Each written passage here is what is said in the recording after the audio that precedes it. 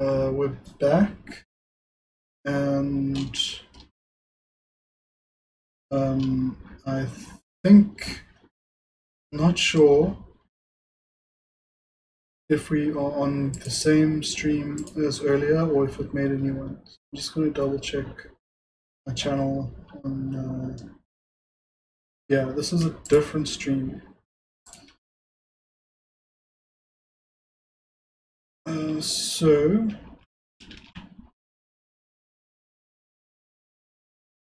wait. I hate it when you open like two different tabs and then they become the same tab. I don't know how that happens. I'm gonna just put a flipping heck. I hate it making mistakes. I'm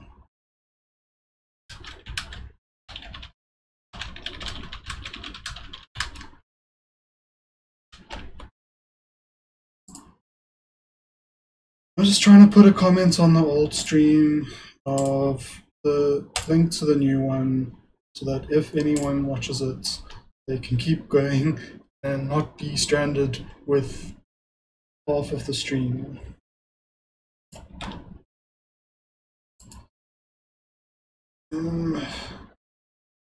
Okay, I'm gonna call that one then.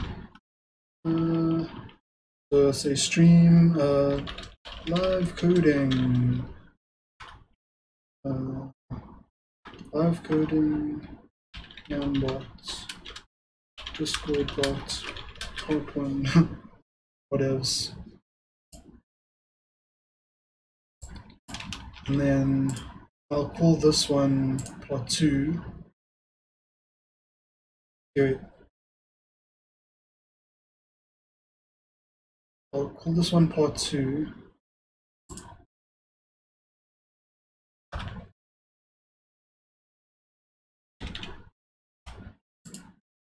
And then while we're at it, while I am still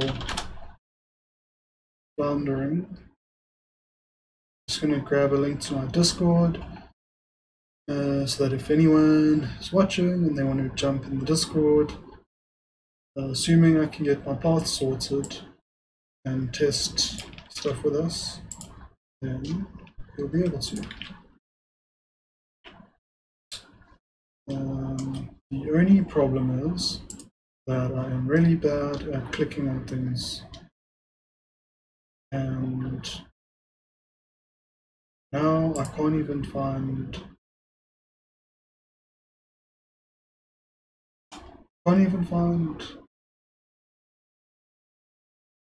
oh my gosh, I can't even find where that first stream.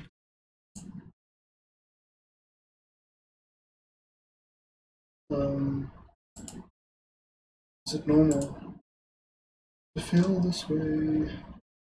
I can't even remember what I was doing. Oh, I was trying to paste a link to my Discord into the new stream.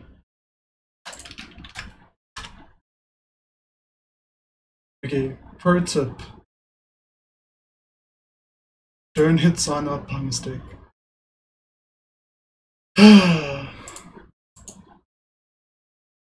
Biggest sign in the universe. Like, okay, so like, I don't know if you can understand why I'm so frustrated, but it's because I had spent about 2 hours working on text,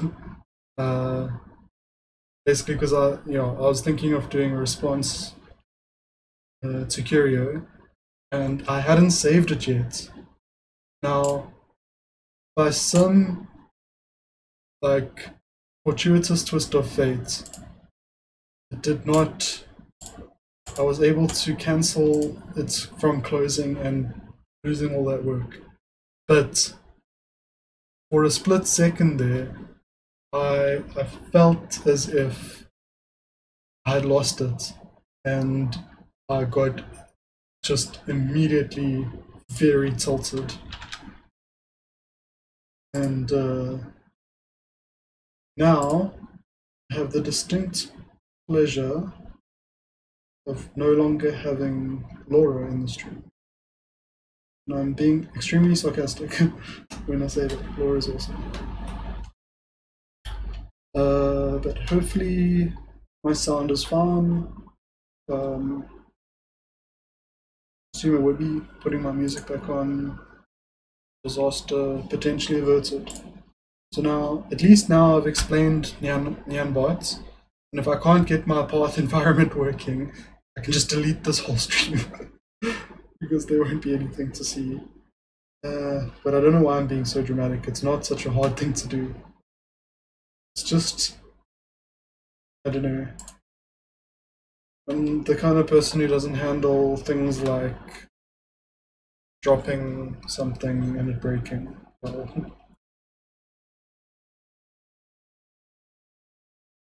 And when it's like my own fault that something is potentially one factor, it's like I don't. It's not even like an emotional change, although maybe it does seem like that. But it's not really that.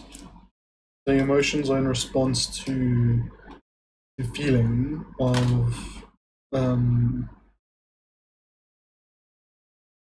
what, I don't even know if there's a word for the feeling.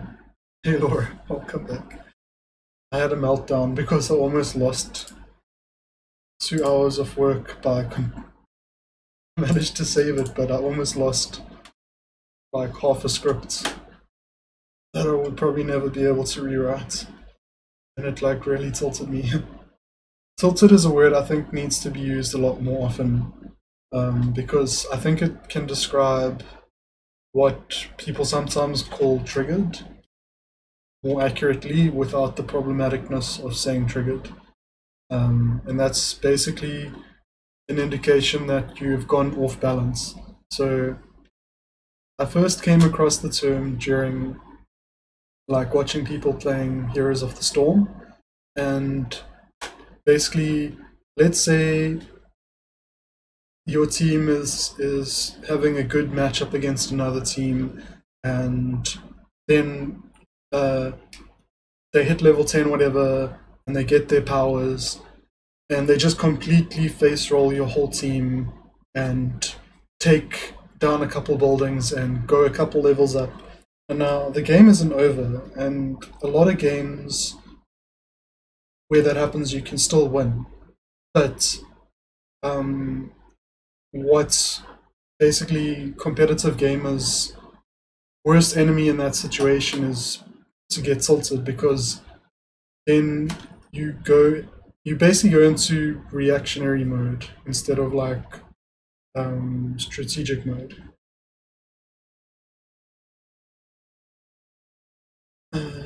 But let me continue. So now I'm searching for environment variables without shutting down my literal entire computer.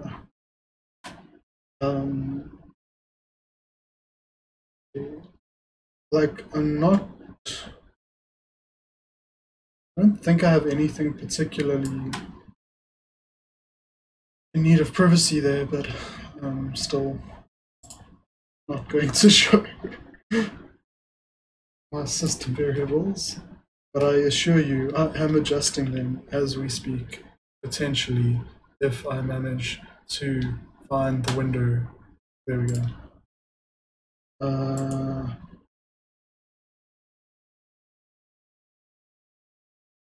And I've lost it again.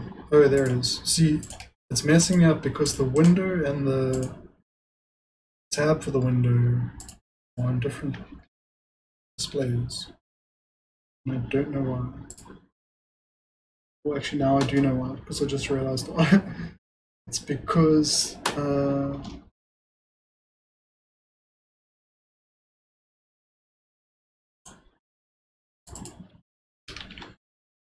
like, I'm sorry, I think I forgot what I was saying.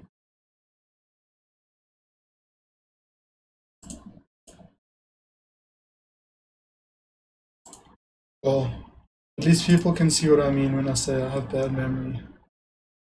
Um,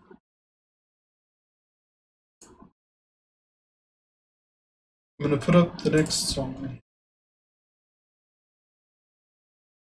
Oh, snap. So I had two notepads open, and I lost one and not the other. And the one I lost was, I didn't lose it actually, because it had already been saved previously.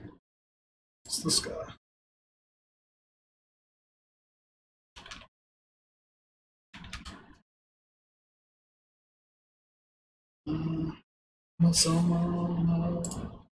Okay, now today is fractal. Let's get.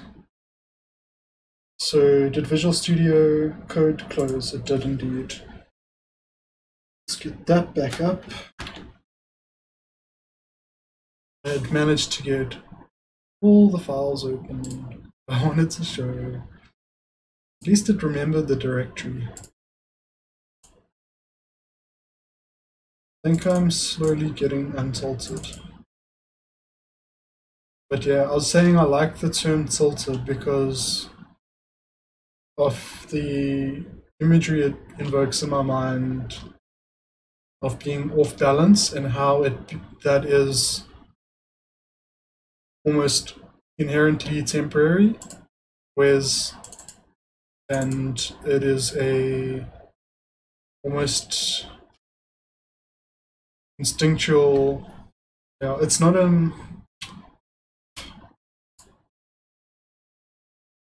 okay.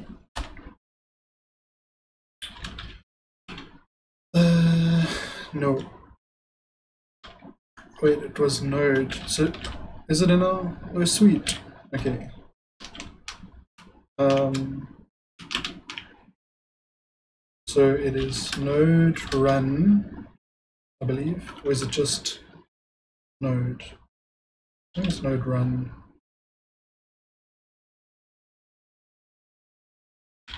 nyanbot.js.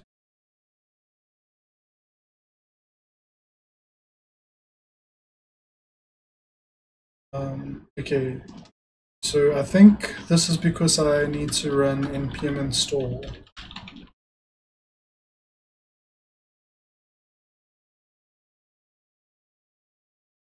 But hopefully it didn't override anything that I had. Fine. Oh no, okay, no.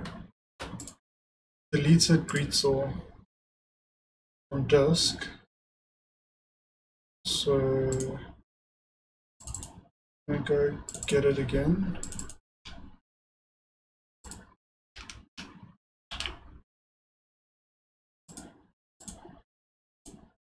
So the reason I deleted it is because it's not in the package .json, I don't think. How the hell is .json doesn't have an already defined app? I'm supposed to be a developer.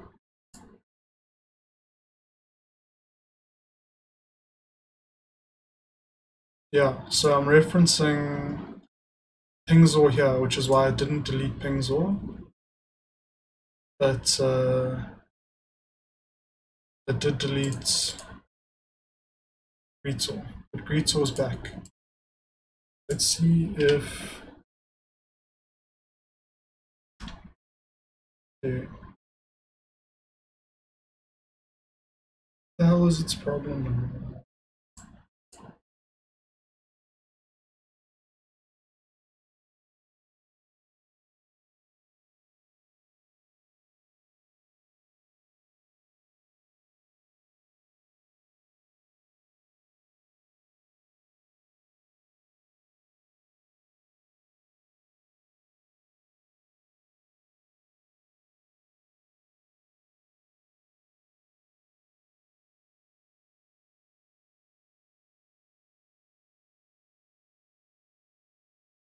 I wonder if there's a way to not have that happen.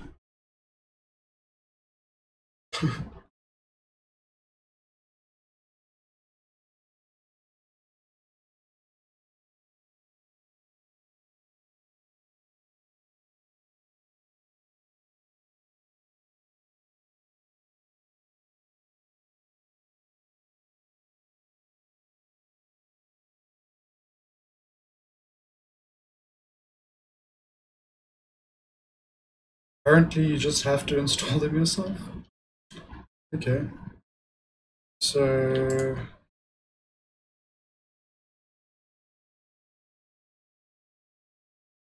that like this, install.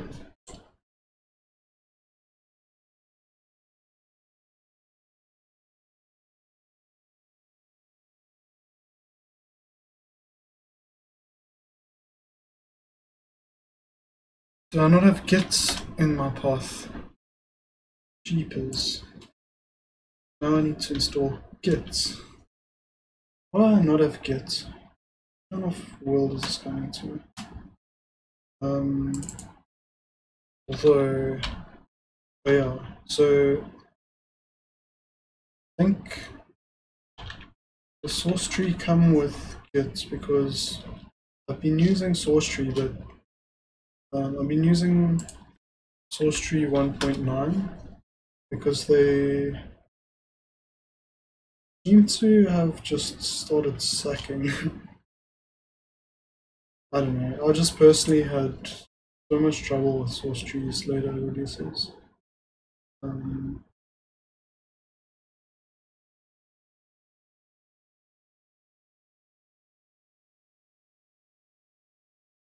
It's like they're trying to build it into like, I don't know. They're doing what capitalists do. Floating it up and making it not be cool.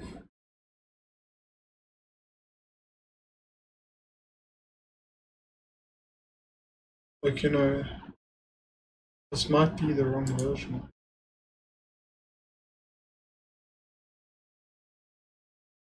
Because it's asking me to log into my Atlassian account. Okay, stuff that. I need to go older than whatever that version was. Oh, okay, maybe that's how I was using such an old version.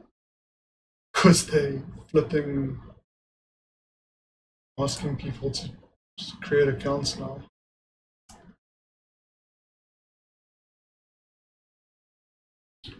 Open source movement is pretty dead right now, to be honest. Sad, honestly. I don't give a crap. Don't like your newer version, and it isn't actually installed because as soon as it asks me for a username, I quit.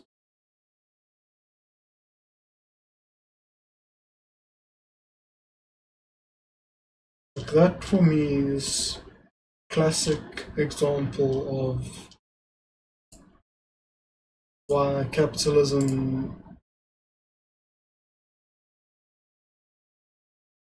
sucks. Like source tree, like as in if it was like an open source solution, it's super good, like utility wise, you know, and it's a tool. I don't know why you need an account to push and pull from Git.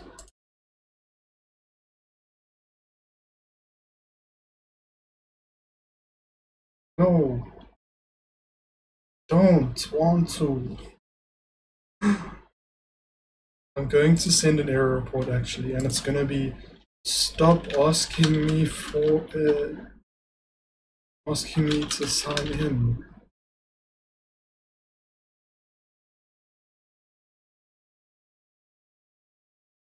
Flipping half the corporations on Earth have my data anyway, I'm sure. Thanks to Microsoft and Facebook and Google. So now I'm going to have to uninstall that and look for an even older version. and I'm still not even sure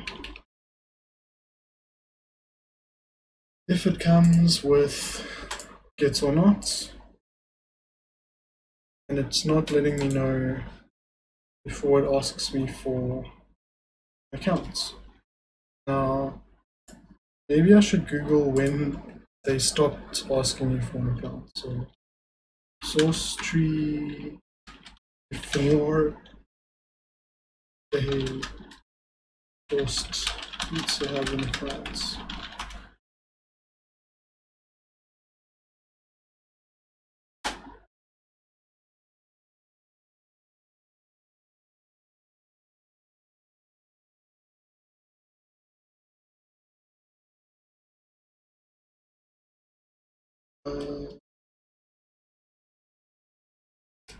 People complaining about it, so it's not just me. But so let's see how. Like the thing that's frustrating me about this is because I've had it installed before, the one that does it, and because I have such bad memory, I can't remember what the version of it was. And existing in a space between knowing a thing exists but not knowing what it is, it's my brain.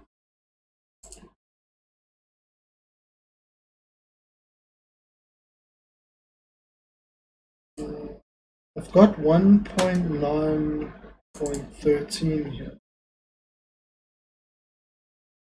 but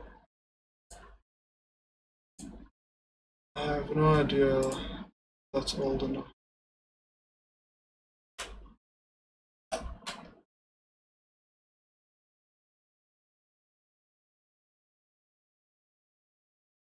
Oops, sake.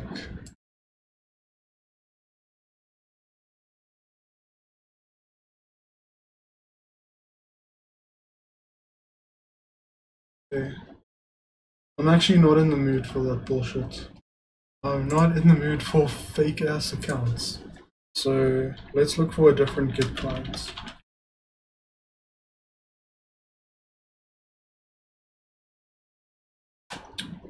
Like Git Kraken is crap because freaking everything is freaking commodified shit, corporate bullshit. I just want open source software that is good. And I want people to care about having good open source software. And I want all the good software, all the good open source software to stop being bought out by corporations and made shitty. And that's actually one of Microsoft's, like it's like their well-known. See, I really like this client. I just don't want to have to flipping create an account to use it.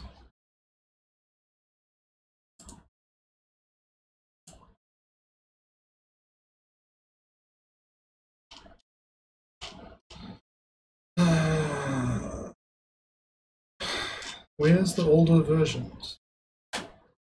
Like, software doesn't give a crap about people anymore.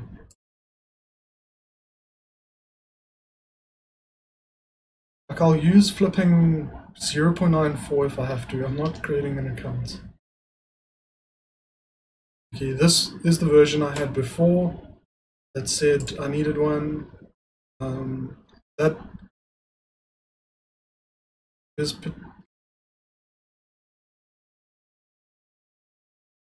like I'm tired of downloading them for no reason. I'm sorry I'm whining and ranting and shit, but this stuff really gets me down. And this is why I'm working on my own Discord bot that's going to be open source. Because I'm tired of this bullshit.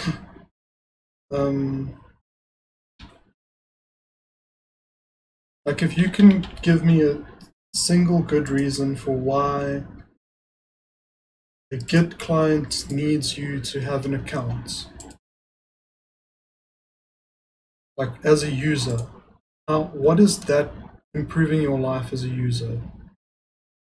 There is not a single thing that it benefits you. It is a purely corporate interest.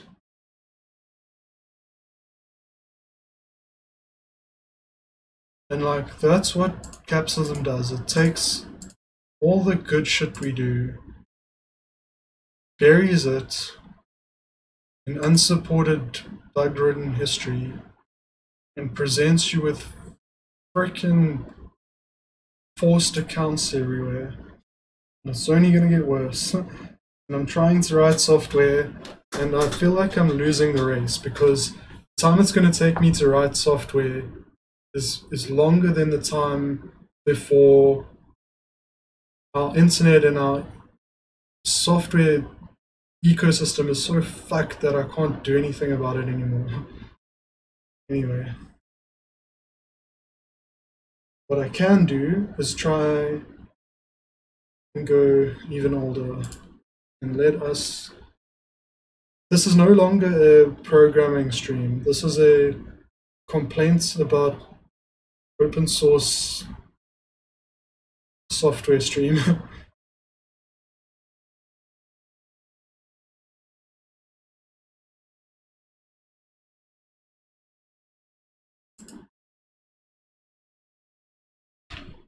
Like, okay, so I know you may not give a shit, but if someone's watching and they're like, but just don't use source tree then. That is why I'm freaking not. My carrots are grated, my toast is burnt, and my window is cracked, or whatever expression you want, because I'm bent out of shape. I'm tilted. Because this is happening to everything.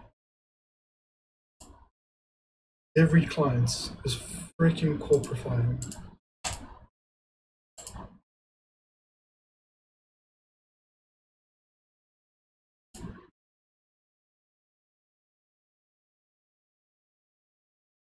Let's uninstall that and go older. Now, if they are particularly malicious, what they might do is instead of leaving up the old binaries, they will go to their source control, add in this bullshit account stuff onto it, and then rebuild those binaries and fake the date. Now, I don't want to assume that they would go that far. I'm just mentioning that it is technically possible for them to do that, and I wouldn't know the difference. Except for the, like, how was I using this program everywhere? I feel like I've shifted timelines. Have I just been logging into it all along? I don't think so. So, aha, we have a different. Does this mean I have finally gone old enough to get past their DRM?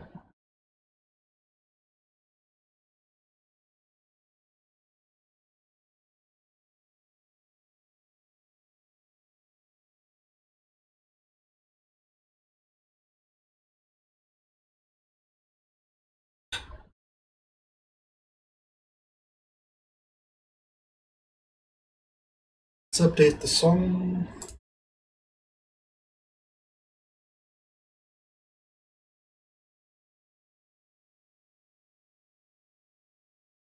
Oh, it's on.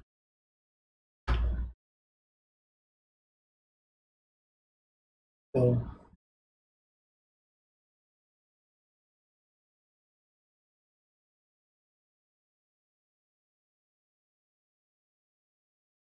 Why do I need a GitHub account?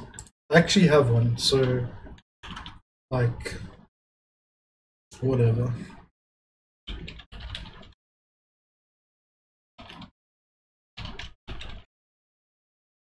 the other one didn't even give me a chance to use GitHub. It was forcing me to use an Atlassian account.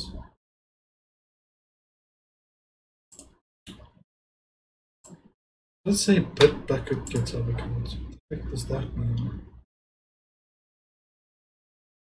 My word. Can't log in.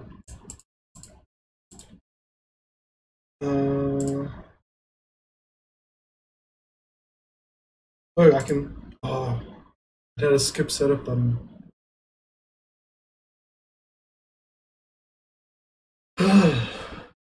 After all of that, now the reason I was worrying about installing it was because I was hoping it would install Git for me.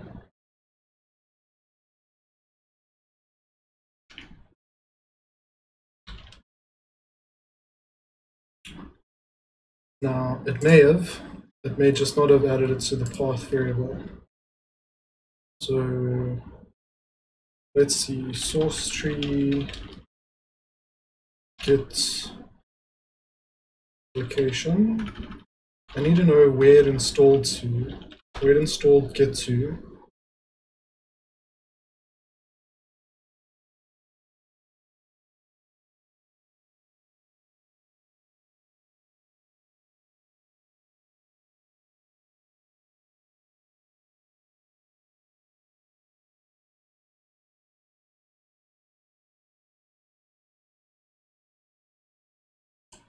Okay, apparently that wasn't it. What the crack? What the kraken?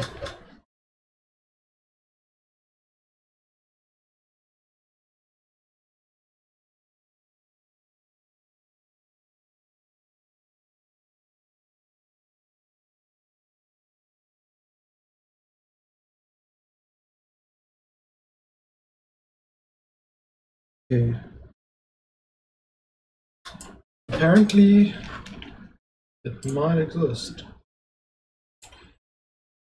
We may just have a location.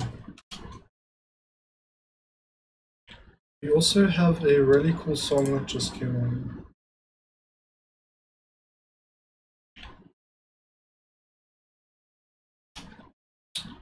So let's see.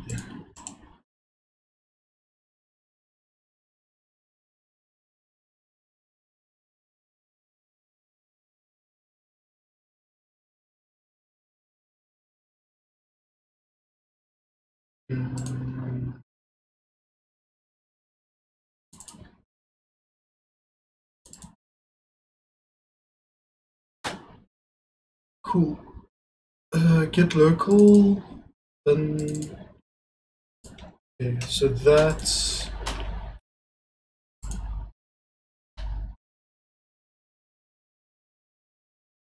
needs to be added to potentially the path environment variables path thing.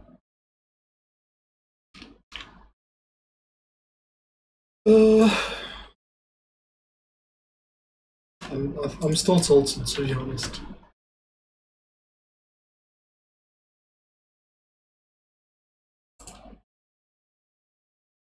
No, not sure about anything at this point in my life. What I do know is that I want it to be in my path variable, and it's not. And that it is requiring it because one of my dependencies so that I can run the test instance is on Git, not npm.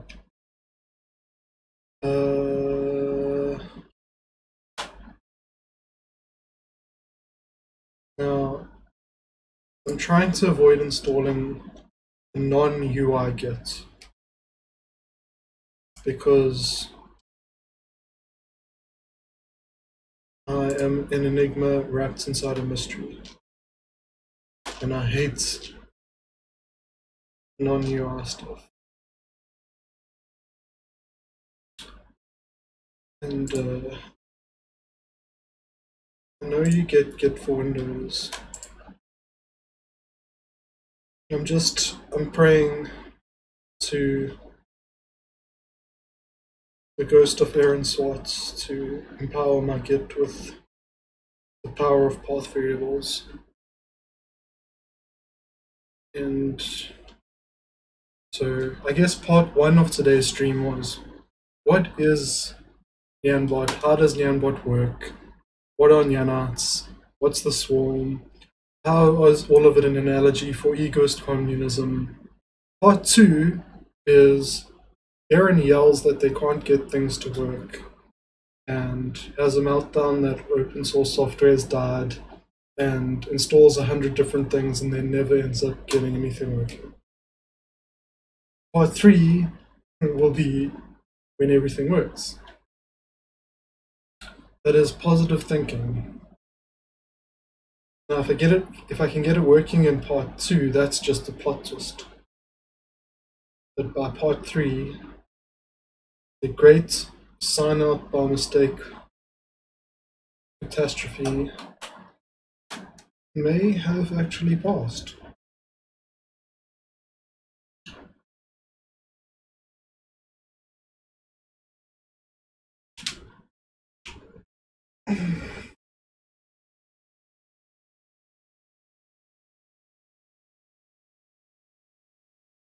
Oh, Laura commented, I barely understand how software works. I've tried to learn, but it's hard as F.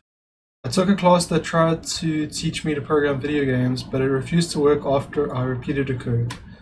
And it was just a dialogue system. No one in class could figure out how it broke. Still pissed about it.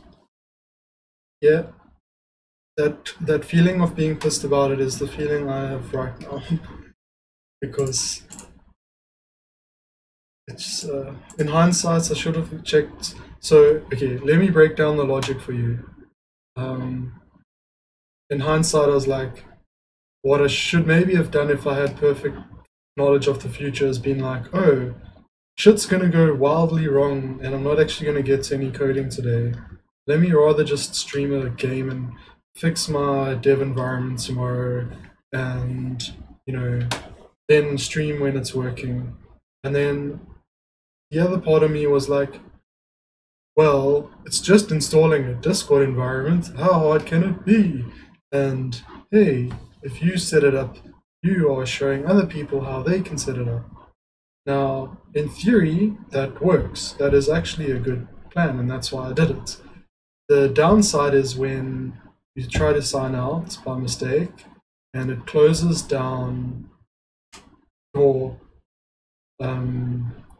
thing, closes down like a lot of your stuff, makes you panic, and makes you tilted. And then you can no longer think clearly. So now you are trying to install a new environment live, something that you already doubted you could do, and you cannot think straight. It's like hard mode, like the Dark Souls of programming Discord bots. And it is my own making.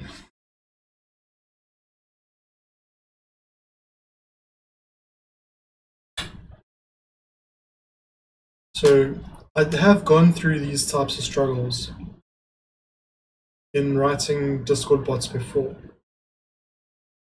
So maybe the naive thing I did was to assume that I had done it so many times that it would go smoothly this time. Anyway, it's not entirely useless, and I actually, I'm fine with it. It is just, I think I'm still getting used to streaming as well. And so part of you is like wanting things to be perfect, and then when they aren't, you're like, and it's like potentially, thankfully, like I'm getting all this practice in while not many people give a shit. So probably by the time I have like more people watching, I'll have done this enough times that when things aren't going to plan, it doesn't tilt me. That being said, I did just download Git. Just took a long time to download.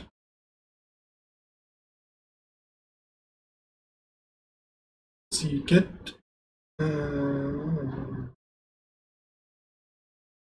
Like, check daily for Git. Check daily for Git for Windows updates. That is literally what everything is doing these days, and like,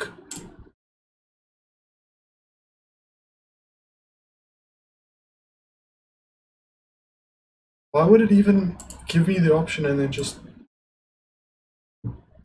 disable next as soon as I say no?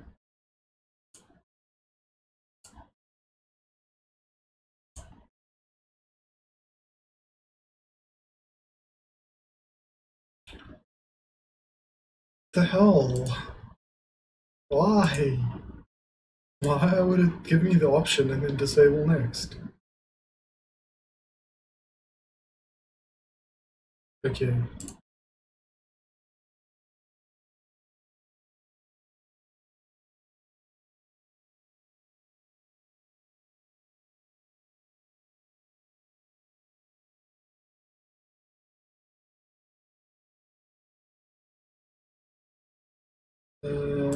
Whatevs.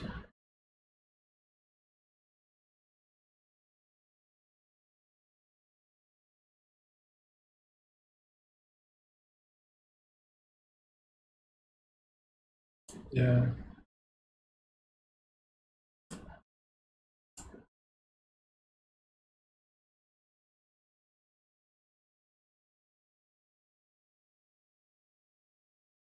The Curious said that they were gonna come back. If it didn't. I wanted to ask them what they would feel about me doing a response to their video, because that's sort of something that I think would be cool for me, for the community, but and even for Curio, but I just don't want them to feel like I'm trying to call them out or anything. You know, it's just I feel like. So thoughts, yeah. I'm gonna probably have some of this in the how to create a FTube Tonight video, unless I cut it out. But ThoughtSlam did a video about civility, where they were like, if the right is willing to basically bend the rules and the left isn't, because they are trying to keep up appearances, that gives a free pass to the right, because they aren't going to give a shit. And it's not to say we should be like them, but it is to say that we should use tactics that they use in our own way. So when they are being, so with civility, we can also be uncivil. We're just not going to be uncivil the same way they are. We're going to be uncivil in a way that's hopefully actually helpful. And I feel like that's something that was really profound when I heard it. I was like, not the idea. It's okay. The idea itself is profound, but it had been profound to me before. But what was profound to me this time was the idea that basically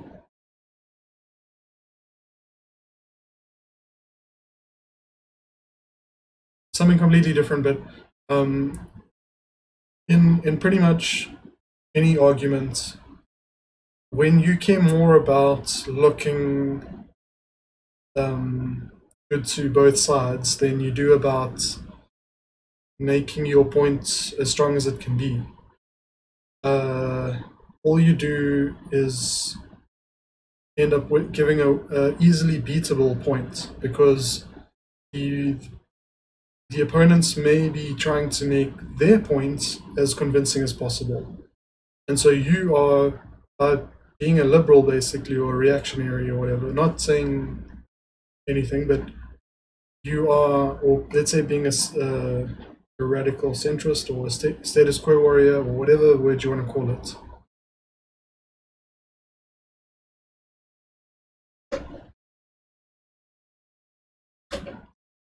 It's almost like, okay, let's say there's 3 people in the room. One is like, that person is about to die, go save them. The other person is like, that person's about to die, yay. And then the person in the middle, if the person in the middle is like, oh my gosh, can we please stop talking about killing for once? Blah, blah, blah, blah. The person's going to die, because even though the centrist person isn't saying, oh yay, they're dying, or isn't saying like they should die or whatever, the fact that they aren't saying go help them means that the person who is saying go help them is getting drowned out by them. And that is very obvious when it comes to left versus right. Where things aren't yet occurring, there's civility on the left itself. So there's an unspoken law almost that you aren't allowed to disagree with each other almost. And what amuses me is that is exactly the mentality of the Democratic Party. And now the leftist community, who is supposed to be so much more woke than the centrist liberals, is like falling into exactly the same pattern of thought, where none of the YouTubers on the left want to disagree with any of the other YouTubers on the left in case they destroy our happy, positive vibes. And the thing is, you're not going to destroy any vibes at all by sharing your opinion that's different to someone else. So that mentality is on the left ending up being on almost a case of competition, where it's like, if you can be the first person to talk about a topic and give your take on that topic, your take almost becomes the de facto dogma on LeftTube, because unless you're like super small and someone else makes a video about it that isn't small and no one knows about yours. But so this doesn't apply to me. Nobody gives a shit about my videos except for Laura and the people who watch them. But like, in terms of the community, which is what I'm talking about, I think the only people that give a shit are Luna, Non-Compete, and Jack, or that have at least acted that way, and Peter Coffin as well. They've shown me a lot of support, and those are awesome channels, but even they are very hesitant to disagree with other left tubers. And so when I say that the first time you talk about a topic, it sets a standard that is difficult to challenge. It is still challengeable, but it's so difficult, because to do so means breaking that taboo of disagreeing with another leftist on YouTube. And I'm the kind of person who basically doesn't give a shit about that stuff. Now, I'm trying to play nice with people and not call them out, and not say, I disagree with you because of X, Y, Z. And LeftTube tonight has actually been, in some ways, a way for me to try and understand the community before disagreeing with anyone in it. But I feel like I get along with Curio well enough now or I would hope so at least, that if I did do a response to them, they wouldn't take it as a personal attack. So I just wanted to check with that with them, but if we can maybe do it within the context where people aren't going to take it that way, like I don't think anyone should take it that way, and there's almost like an unspoken assumption that that is how people will take it, because it's almost like maybe there's been YouTubers that people have disagreed with, that when they got disagreed with, there was a lot of drama or something, and now everyone's scared of that again. And to me, that just means that those people are really interested in self-criticism. So why are we coddling them and hamstringing our ability to improve our understandings? So, and I'm not saying I'm right and other people are wrong, and I'm not actually even, I don't think, in disagreement with Curio, other than some very small points. But I feel like on the left, there's actually strength almost in disagreeing. And it's weird because it's a narrative that is almost the opposite of what everyone else seems to be saying. Because everyone seems to be saying that, oh, forget unity, forget, not forget unity, forget, like, forget theoretical purity, I guess, or that theoretical purity specifically, something Peter Coffin spoke against, and saying like what's more important than figuring out what the correct ideas are is that we just get together and do stuff. So to me, that's an overreaction in a way, because it's like the one opinion is like theory is the only thing that matters, and then the complete opposite of that is like doing things is the only thing that matters. And you know, the hottest trend on the left is this whole like metamodernism, where it's like usually when things are presenting themselves as being diametrically opposed opposites, it's normally a little bit more nuanced, and there's a synthesis that can include bits of each.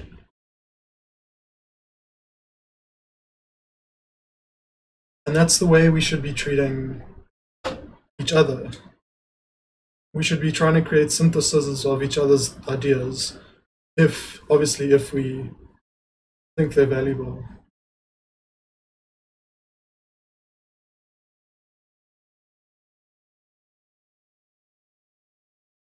So Laura says, I don't think Curia would take it. Well, I don't know if I should be reading some. Is this a DL message? But anyway. But the point that the problem with criticizing ideas online is even more the offline ones, is ideas are large parts of online identities. Separating ideas from yourself is damn hard. Maybe that is something that I need to be more cognizant of, because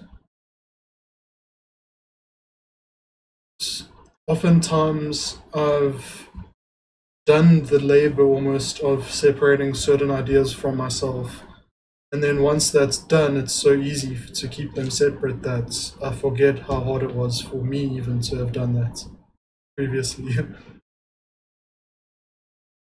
But anyway, yeah, the idea I'm having is that if we can create a healthy response video culture, without it getting personal, and I think that's something that's going to take intention. It's going to take effort. We're going to have to intentionally be trying not to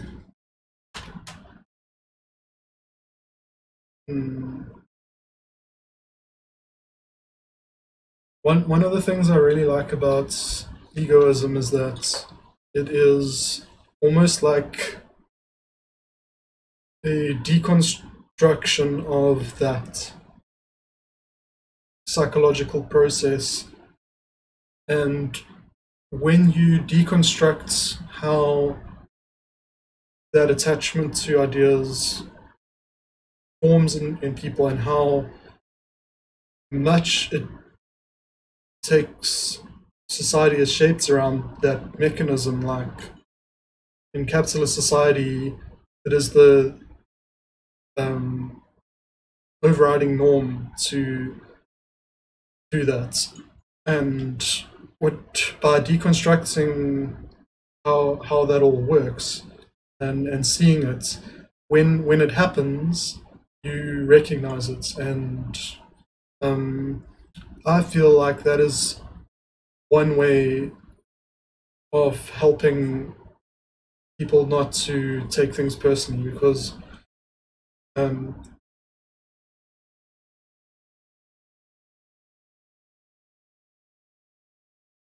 like it's really difficult to offend an egoist because you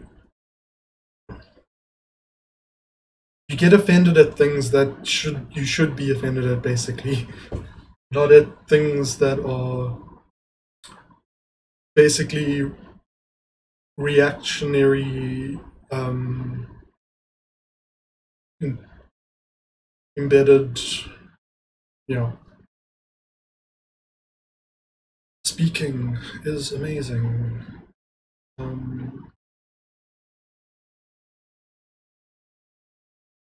If we can get a healthy reaction video ecosystem going, then everyone, so assuming people are, so I guess I can compare it to my nyanbot, but if every nyanite in the swarm is being respectful of the other nyanites in the swarm and not causing the whole thing to get out of whack, then like, okay, so let's, so okay, so I'm, okay, so this is kind of a spoiler alert, but in Curio's video, although there's potential for us to actually agree, so I don't even know if I disagree with Curio, but it's more about a response to what was put out there and a response to almost like if Curio said something in a joking manner regarding, like, say, socialism, but the way used, I feel, miscommunicates something, and I point that out, then nobody has to change their mind and nobody has to agree with either of us, but there's potential for either one of us, whoever's more correct about it, through that interaction, to improve our own understanding of the world. And then going forward, we've upgraded ourselves. So it's like, it's almost like exactly what Curie was saying about a moneyless society having improving yourself being a goal. Now, I'm a firm believer in prefiguration, which basically is that the organizational structure or the society you want in the future is how you need to be doing your organizing before you reach that future, and that the thing you do now is the foundation that the thing you want in the future can grow on. So that's why I think we don't need to wait until we reach a moneyless society for improving ourselves to be our driving factor, or for helping others to be our driving factor. We have to care about money to live, and that's it. We don't have to get any more than that. It doesn't have to be our driving force. It can drive us to the point of survival, and if we reach that point, if we're fortunate enough to reach the point of survival, it shouldn't hold us any more than that, because we are awake to its malicious intent and its toxic effect, its corruptive influence. And we know that allowing ourselves to place high amounts of value on things like getting rich and stuff literally guarantees that an even better outcome, which would be full socialism or whatever, is never going to be achieved because, well, in my opinion, because of prefiguration, because that we were never going to reach a socialist society that is, let's say, non-hierarchical and mutual aid based and stuff. You won't get there unless it comes from mutual aid and, you know, non-hierarchical structure. Now me and my friends need to have that, and only when everyone in society is doing it already does doing it at a large scale even become possible. And so that's why, if we are taking a position that a future society is going to be moneyless, which is a point I totally agree with, and we're going to say that in such a society, things like self-improvements become a driving force, then for those who aren't beholden to the capitalist mindset, it can already be our driving force. And that is why, to make a long story even longer than it probably needed to be, when our driving force is not competition in capitalism, it is in improving ourselves, that we should be open to people disagreeing with what we say. We should be open to criticism and willing to self-crit, because that is self-improvement. That is one of, apparently, and obviously, like I was saying, I agree with this, one of the things that is going to be the core driver of human existence in a socialist society. If we are going to say that something like that is something that can be such a thing, then surely we can do it now. And so, yes, disagreeing with someone can cost you social capital, but if you are more concerned about social capital than self-improvement, then which ideology are you operating under, if you know what I'm saying? So that is why I think we do need a culture of response videos on LeftTube so that we can be told we're wrong more, which will help us self-improve all our ideologies. And interestingly enough, I spoke about in my video on Patreon, or my video about starting a YouTube channel, and I said I was talking about unionizing on Patreon and how we need to be collective minded and see ourselves as a collective and stuff. And I was saying how, like, if we have the critical connectivity that Mexi spoke about, maybe there's other words for it. That's just the first phrase I came across that described that phenomenon, which I wish I'd heard of sooner, to be honest. If we want to take that strategy of placing an emphasis on critical connectivity over critical mass, then that can't only apply to things like real life organizing. It can't only apply to, you know, that type of thing. It also needs to, it can't only apply to like Patreon, where if we are all Patreoning each other, the collective benefits that having the community and the already existing supporters gives you, in my opinion, outweighs the fee you give to Patreon.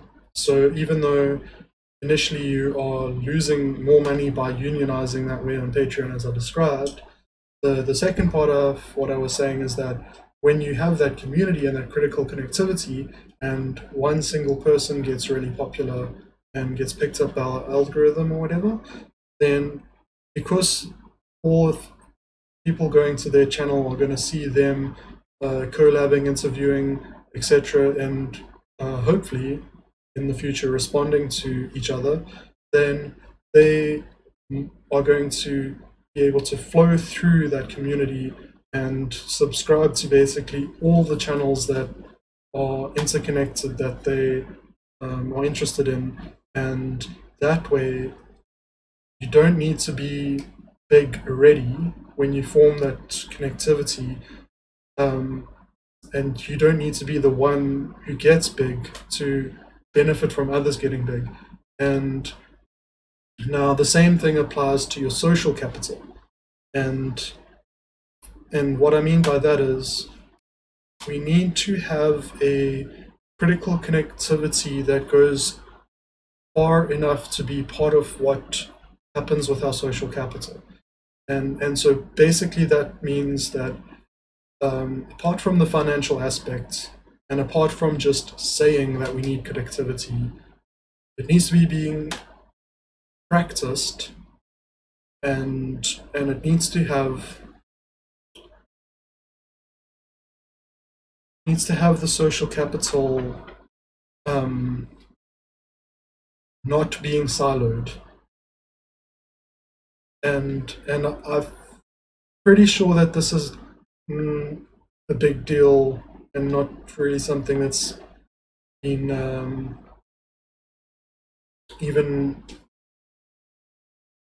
maybe even thought about on the left, but we are really, really, really good at saying that we need collectivization when it comes to things like material needs and things like having your money, your like material capital redistribution and stuff. Now, what about social capital redistribution? Now, in a capitalist mindset, in a capitalist framework, that idea, especially to people with a lot of social capital, is just as terrifying as someone with a lot of money hearing about wealth taxes and stuff. Because if you start talking about a redistribution of social capital, people start to feel like their personal brand is now under attack or whatever. And I guess that is something that Peter Coffin spoke about. So I guess it's fair to say that anything I ever say or talk about is going to be influenced by what I've been watching and stuff recently. And so what Peter Coffin was saying is that it is ridiculous for leftists to criticize creators as if they're in the on like things like production value or things like whatever, watch Peter Coffin's video. But I think it's generally a similar gist where basically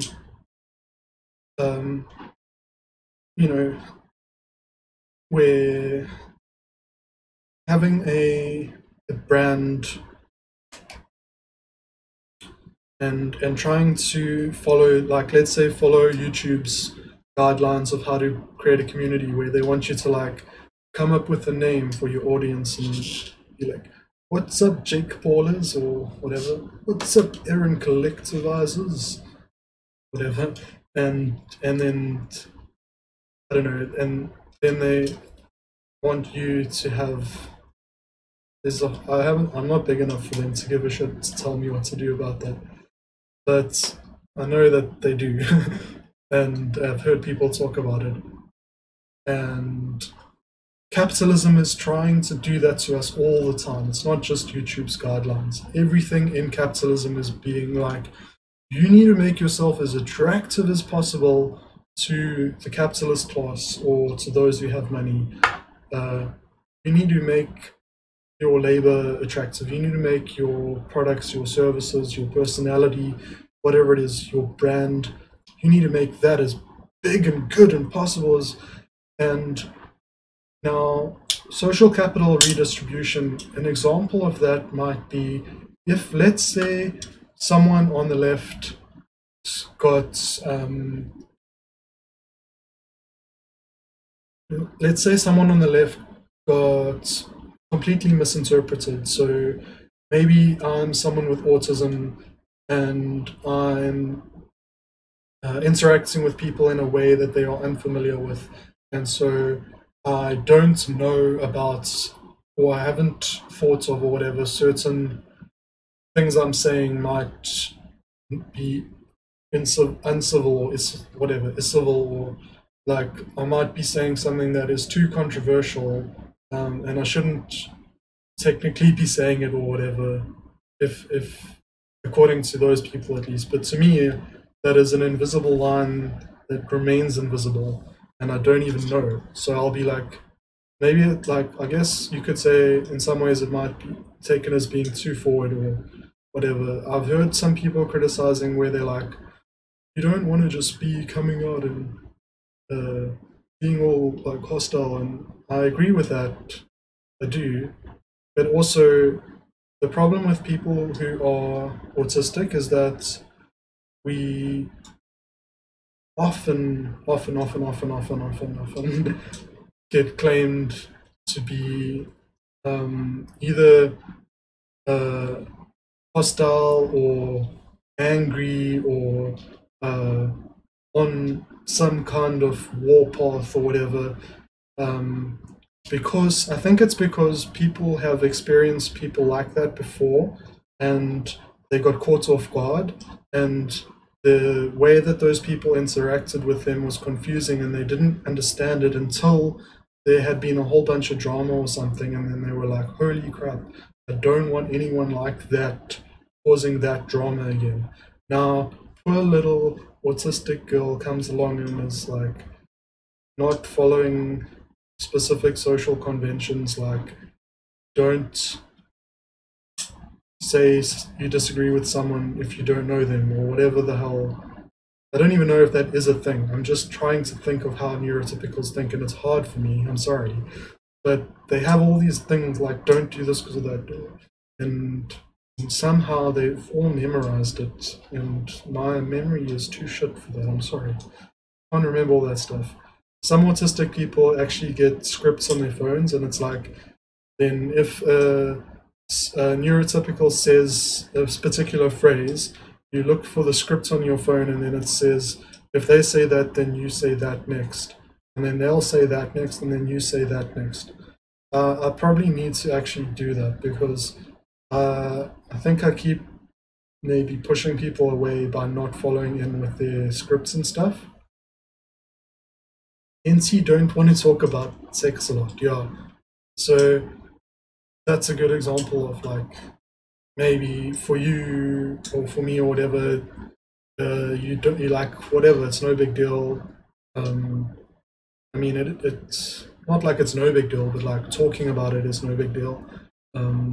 So for us, it's like, oh, it's like, oh, sex work is work, for example. That for I don't flinch or cringe or whatever saying that. Now, you know, I don't know if it's maybe not an NC thing for sex work in particular, but yeah, it's almost like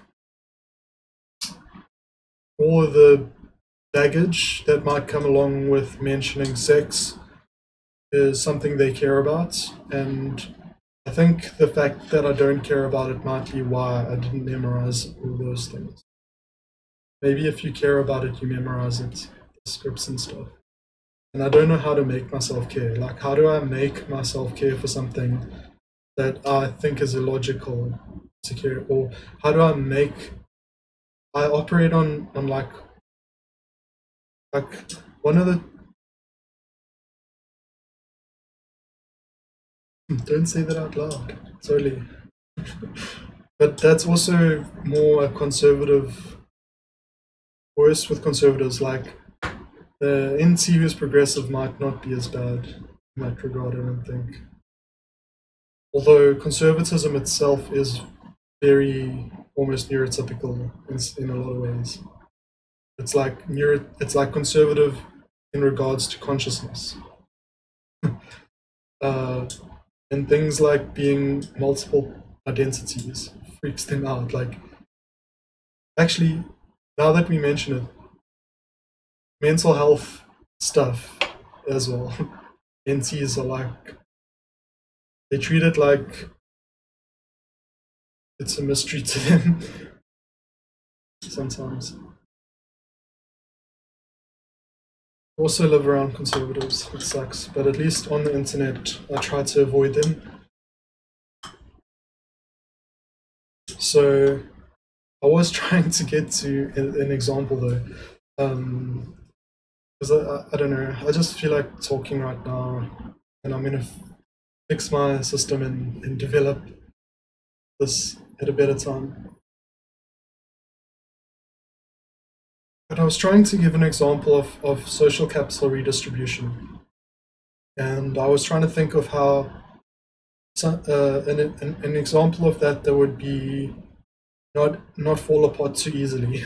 And so let's say someone like me is autistic, and let's take the example, let's use Curio, because Curio is using a lot of humor in their videos, and I think they can take a little bit of a joke. But let's say I'm making a response to Curio's video, and I've actually got a good example. Because in it, there's this particular point Curio makes where they say major pet peeve, and then they give their points. Now, for me, crap. Okay, no, I didn't comment that on the actual video. It might be a bit harsh to say it to someone, but for me, when you say that something's a pet peeve conversationally, you're saying you're annoyed with it. When you say something's a pet peeve philosophically, you're saying you don't want people to disagree with you. I feel like that's what it says, and not in a bad way. I mean, it's fine. That's a fine thing to communicate. But let's say that was communicated, and let's say maybe that was meant to hint to people that it isn't a topic you want to get into. Now, for me, I'm like, pet peeve, okay, that means that it is annoying to you.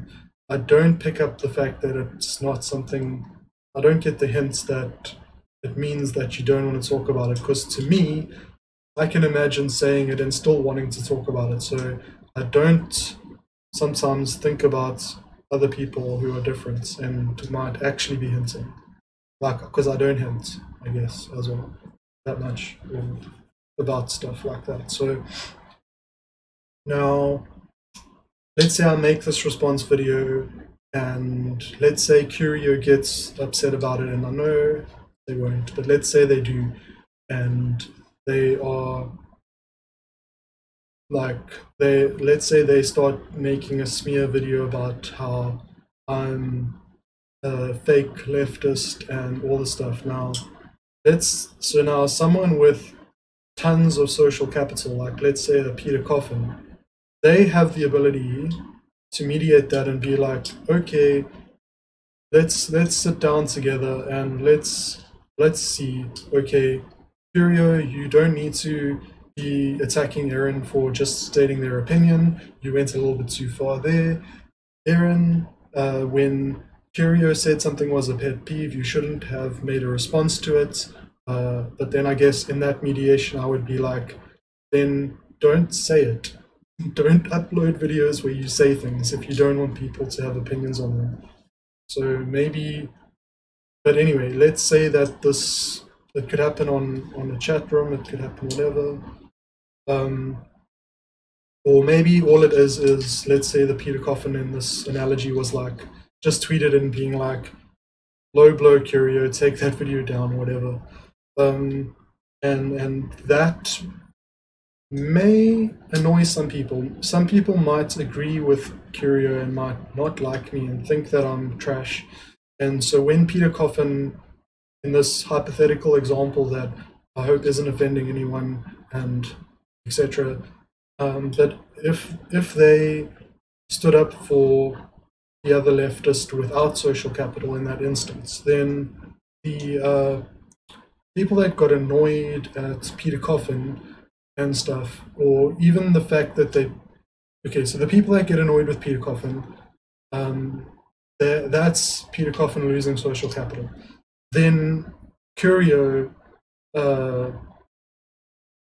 might also get annoyed with Peter Coffin or whatever, and then that's more social capital lost. Another way for social capital redistribute, so that is more an intervention thing, but another way of redistribution that is more, or let's say that is less dramatic, might just be doing something like where, let's say the hypothetical, like, I hope if, like, I think me and Peter Coffin are on good terms.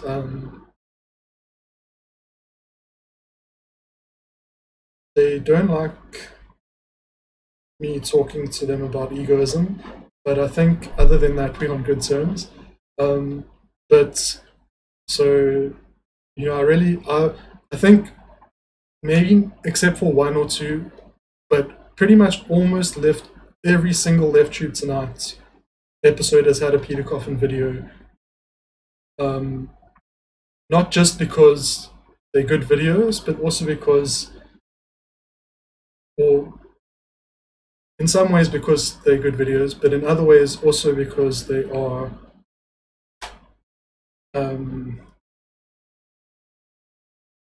I think Peter Coffin deserves his ideas to be seen, if I put it that way. And so if Peter Coffin were to do a roundup of LeftTube and took like a whole bunch of creators who had no subscribers and had them like all send in a video or whatever, and then he like featured them on his channel. Now, I'm not suggesting that he needs to do this. This is literally a hypothetical, and there's a million ways of doing this. And it might even be something that they already want to do. Who knows? Wait, that by releasing a video promoting people with not a lot of social capital, that is going to almost by de facto be a loss in social capital for the person with a lot of it, because first of all, they can gain social capital with some people. They can gain social capital with people who see cooperation as a good thing, sure. But if they have been trying to build a brand, or if they've tried to make sure all of their videos are of a specific quality or are in specific series, and they don't have any videos outside of they're trying to hit the algorithm, and I'm 100% fine with that. I'm just saying that if they stood out of that and made a video that was only promoting smaller channels, that is a video that they could have spent promoting themselves only. It is a video they could have used to strengthen their personal brand and grow their personal social capital in a non-collective way. And so redistribution of social capital could even be giving voice and time on your videos to people without social capital. Wow, that was like a super long rant. I think callouts should become calls for future improvements.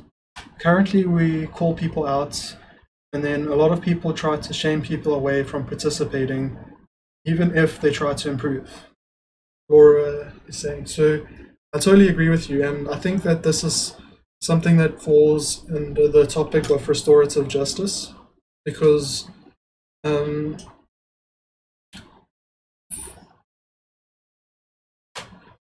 a call out can be both restorative and punitive, depending on how it's handled. I've been on the receiving end of both. Um, so when a call out is punitive, or then basically the person's being called out, as you're saying, like it should be for future improvement, but when it's not for that, when it's trying to tear the person down, or it's trying to almost like implement revenge on some perceived damage, and that's punitive, then in some degrees, even if people are holding themselves back a little, to some degree, that type of call out is actually inherently a desire for that person to not exist. The way that is a huge maybe jump in logic that I'm not sure I can explain, but it's like when you deny someone the opportunity for personal growth, what you're effectively doing is implying that either it's impossible for them to improve, or that even the improved version of them isn't good enough. So by denying people's opportunity for personal growth, you are actually denying their existence, or their autonomy, or agency, or sentience, or whatever it may be. You are dehumanizing them. So now, if it is someone, say, who is a fascist, then have at it. Freaking person has chosen to remove themselves from humanity. That is not a case of them being dehumanized. That is a case of accurately describing them, because they've put themselves in opposition and as an enemy to society's weakest people. And yeah, so if all of the punitive and stuff versus people who are basically fash or whatever, then go ham. Like, those people are trying to get others dead, basically, and if something that is less than death applied to them can maybe wake them out of that position, which isn't likely, or at least can sort of scare them out of acting out on it, then go for it. But if someone is a leftist, and you are dehumanizing them or robbing them of agency, that's literally authoritarianism. And I don't believe authoritarianism and the left can coexist. Now, that's another thing on Curio's video I wanted to respond to, because they were saying that to combine the libertarian authoritarian axis and the left-right axis into one axis isn't a good idea. And for me, I disagree with that. I think when you follow things through to their logical conclusion, that combining them into one axis is the only option, because the way I see it is, pick either one. Pick authoritarian versus libertarian. Now, if you want to get more, let's say we start where we are now, and I would say we are definitely one 1,000,000% within authoritarianism. And that is where now, especially marginalized people, but to some degree also every single person, for them, there is a need, a very real material need for them to live in a less authoritarian world. And that can be even the cis-het, able-bodied, freaking Jeff Bezos of the world does, to some degree,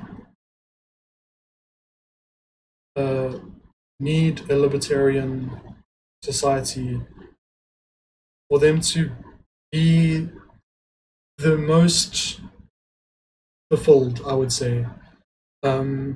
Because I don't think even someone like Jeff Bezos is fulfilled. I mean, why do they care about their image so much, those rich people? It's not, it's not because they're secure. Let's put it that way. And so even someone like that is feeling insecure. Even the person with the most security on the planet feels insecure under capitalism. Rightly so, because guillotines exist, but I mean, what I'm saying is there's always a chance that there will be a revolt. But yeah, everybody will do better under libertarianism. Even the Jeff Bezos, he probably might not allow himself an opportunity for it. He may resist even trying it. He may not want to cooperate enough to participate in it. But if he were to, I believe at least that he would find it to be much more fulfilling and happy than where he is now. So because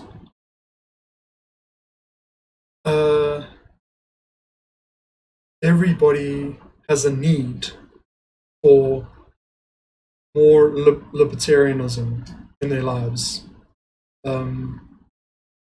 Now, let's look at the other axis, left, right. Now, probably where Curio's point comes in, or Curio might not agree with me on what the left-right distinction is, but like, to me, what the left-right distinction makes sense to be is towards the left is towards socialism and towards the right is towards capitalism. Towards the left is towards socialism, meaning meeting people's needs rather than basically inequality.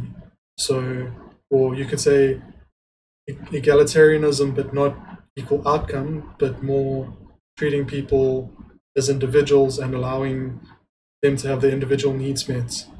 Now, so the more needs being met collectively in society, and the least inequality and needs being met, the more to the left you're going. And then right would be the more inequality, and the more the larger the percentage of people who feel like their needs aren't being met gets, so further right. And so now, with one easy trick, you'd be like, okay, cool. So the more left, the more needs being met. Everyone needs libertarianism, so the more left, the more libertarian. So to me, the logic holds up. But I'll explain it better in that response video if I make it.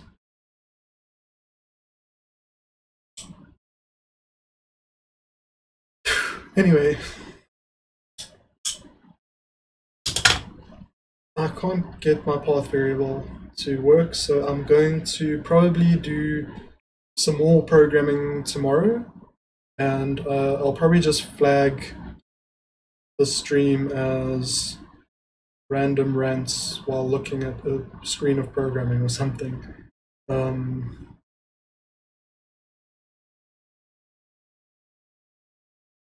It's weird. It's weird. I'm in a weird space right now for various reasons because I'm starting to feel more confident about my online presence. Like I'm starting to feel more comfortable to be myself and be proud of my opinions even when they're not what other people have, which is awesome. And so I'm getting like energized and feeling like things can happen, you know. I'm primed for things to get better. I think it might be this talk about critical connectivity because it's weird. It's also like the fact that I have so much loneliness in my life. Maybe might be why connectivity is something I'm actually latching onto now. But is it in it? And actually screw it. I'm gonna be confident in my own opinions and say that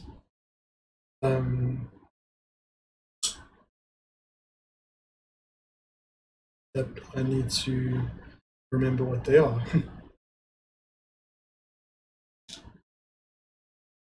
Dang it. What did I just say? Oh, critical connectivity. So, oh yeah. So let me not be vague. Yeah. So my partner's great, and but I feel like everyone needs multiple people in their lives that they can connect with, and you also can't jump ahead. Although if you're on the same page as someone, you can jump pretty far forward, but you can't jump to like best friends. It takes like months or years or whatever. Um, so in a point where you only have, say, a handful of people and you're feeling super lonely and it's not feeling great, I don't think there's any shame in advocating for community because even if it, like, what the freak, I'm an egoist. This shouldn't be hard to say, but maybe talking about mental health makes me nervous or something, but I shouldn't have to feel guilty about saying that I should have community around me, you know? And so when I hear a term like critical connectivity on the left, which is already a space that is supposed to be embracing intersectionality, then to me, what that is almost saying to me is that there's an idea out there where there can be community and that loneliness I feel will reduce. And so now now that it's something that I feel like is possible, maybe like and I'm like not talking about just me. I'm talking about the whole left. Like if we can get it as the left, if we can understand this, it can change everything. It can because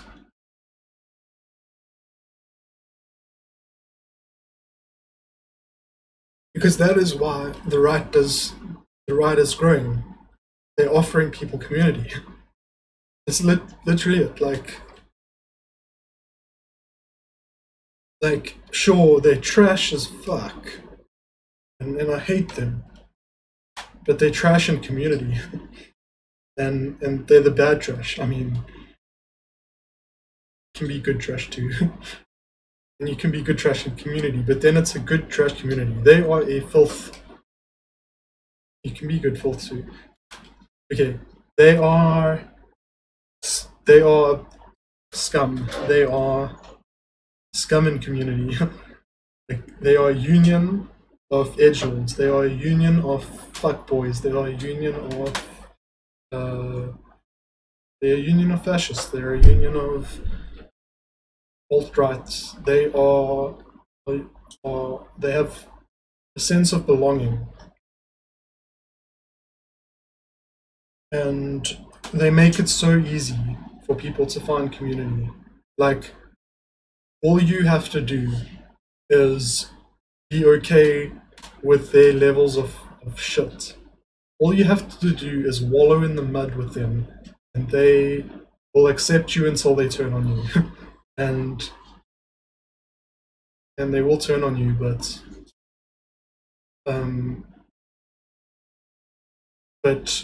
when nobody else is giving you community, and the only way you can get community is to wallow in the mud and become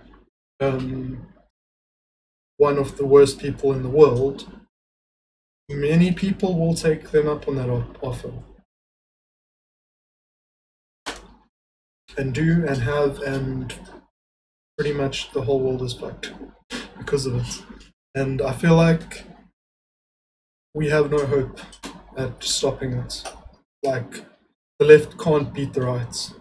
It's impossible until we get this, until we start collectivizing ourselves, like our generation or whatever. We need it in our words.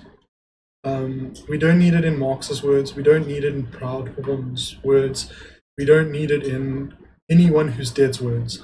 We don't need it from our parents. We don't need it from our grandparents. We don't need it from politicians. We don't need it from people who have been in the struggle for a long time, although they can probably help us a lot. But we need it from ourselves. We need to understand this. We need to understand why it's important. We need to understand the power in it. We need to understand that it saves lives.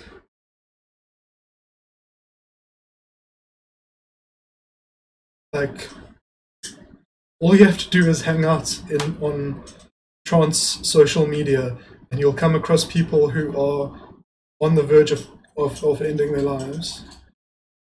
And offering them community can stop that from happening. Like, when I see it happening, I try to help, and people's lives have been saved before my eyes by community forming around people who are in crisis. And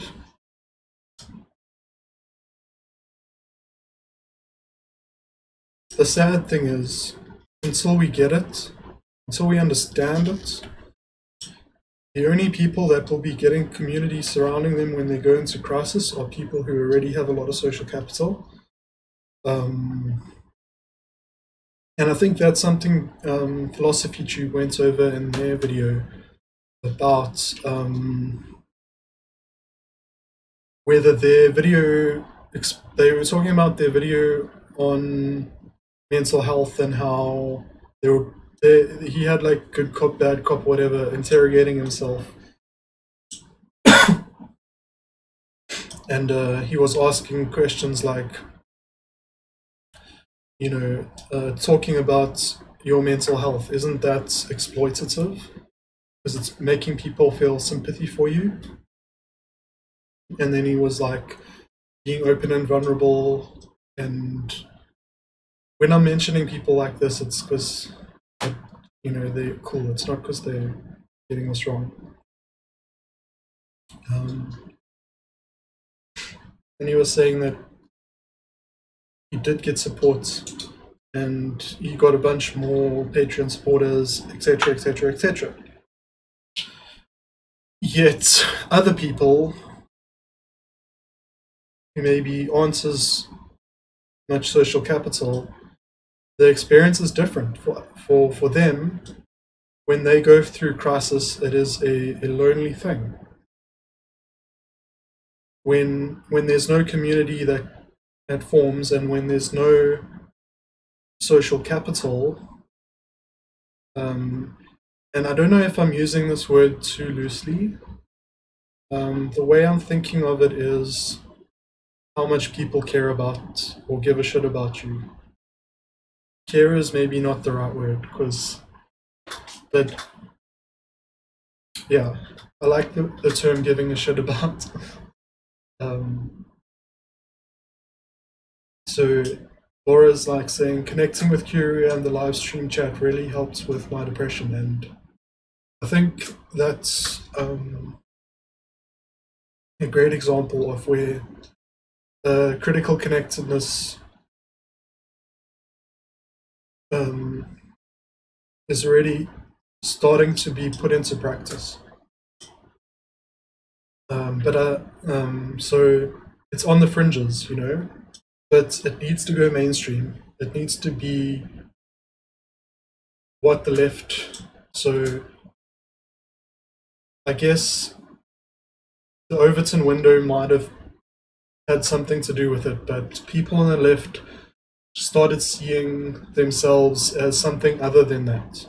I think that historically, that the left being known for that might have been a thing, and now it's not anymore. And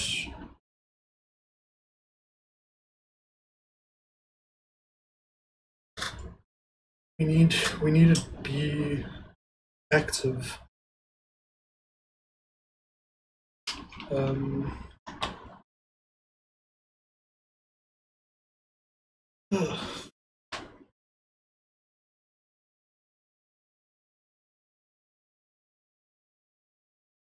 And I think this time of year can also be hard for people.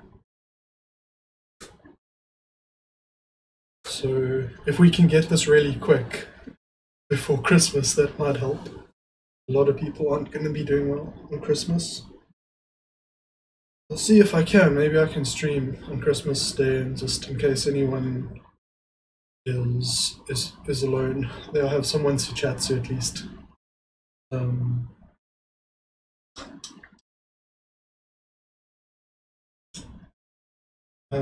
So I guess maybe let me finish off with talking about my vision for nyanbot, because it actually ties into this whole rant and has been on screen this whole time.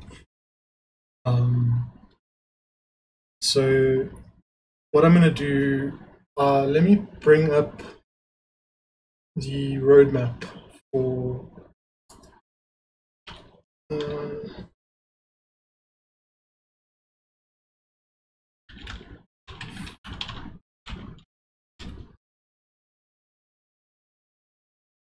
I can't really remember what my domain name is. Is it?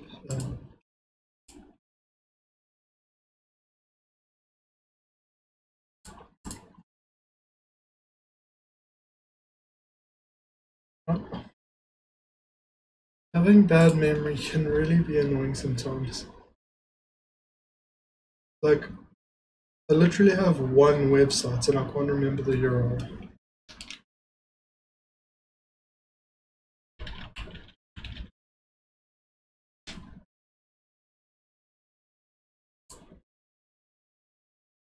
Oh my word. Looks like my Mastodon instance is working. And I tried to find my Git. Not my Mastodon.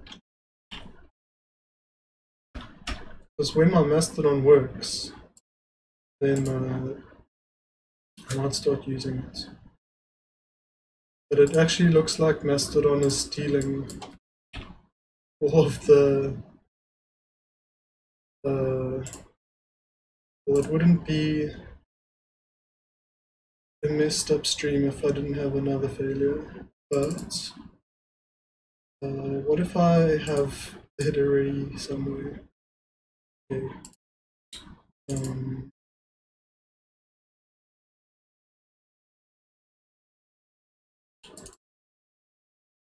um,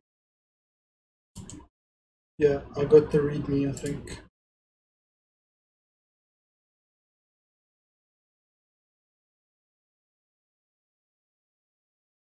Okay, cool. So this is the roadmap I had. Nyanbot, and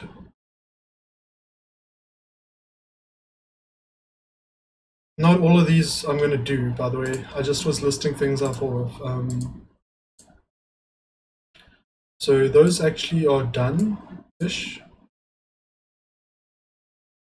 Okay, so I wanted to let people change their nickname to a different color. I wanted to have a nyanat that allowed people to add or remove pronouns on the end of their name. Then I wanted admins to be able to tell nyanbot about a Patreon link, and then for users to be able to get the channel's host Patreon from the bot. So let's say I'm running nyanbot. I could put my Patreon into a specific nyanat that was like underscore support or whatever, or underscore Patreon or something like that. And then other people who might want to run nyanbots can put in their own Patreon link. So that is starting to move towards the direction where having nyanbot running on more than one Discord server is the direction we're going in. Better logging.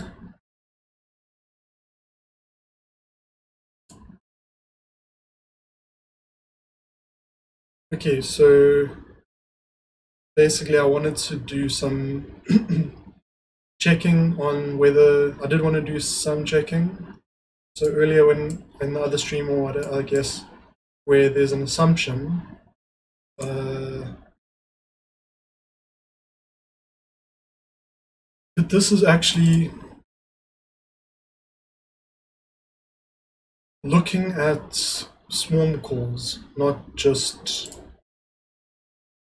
So it's almost injecting a layer in between the function getting called and function and the thing calling it. Okay. Define nyanouts by a function like core utility, admin, fun, etc., and then allow for different error handling scenarios depending on the function. Like if it's in core, you might want to die, but if it's in fun, you might just silently log it. So I guess I was talking earlier about like core, etc., and how if something's getting lots of dependencies, you might want to put it in core. And so this probably just further on where it's basically like a nyanat type. Okay. Cheers, Laura. Thanks for coming and for chatting and keeping me company. Like I probably would have ended the stream way earlier if you weren't chat to chat. So if anyone finds value in anything I said, you have Laura to thank. And if anyone gets really upset with anything I said, then you have Laura to blame. I'm just kidding. You can blame me. Laura did nothing wrong.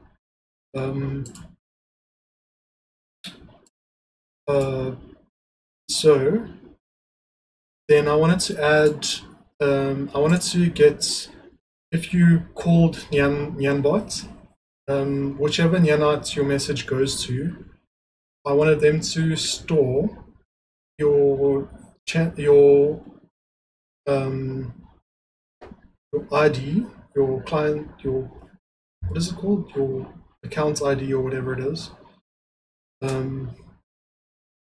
which is not your name, just so you know.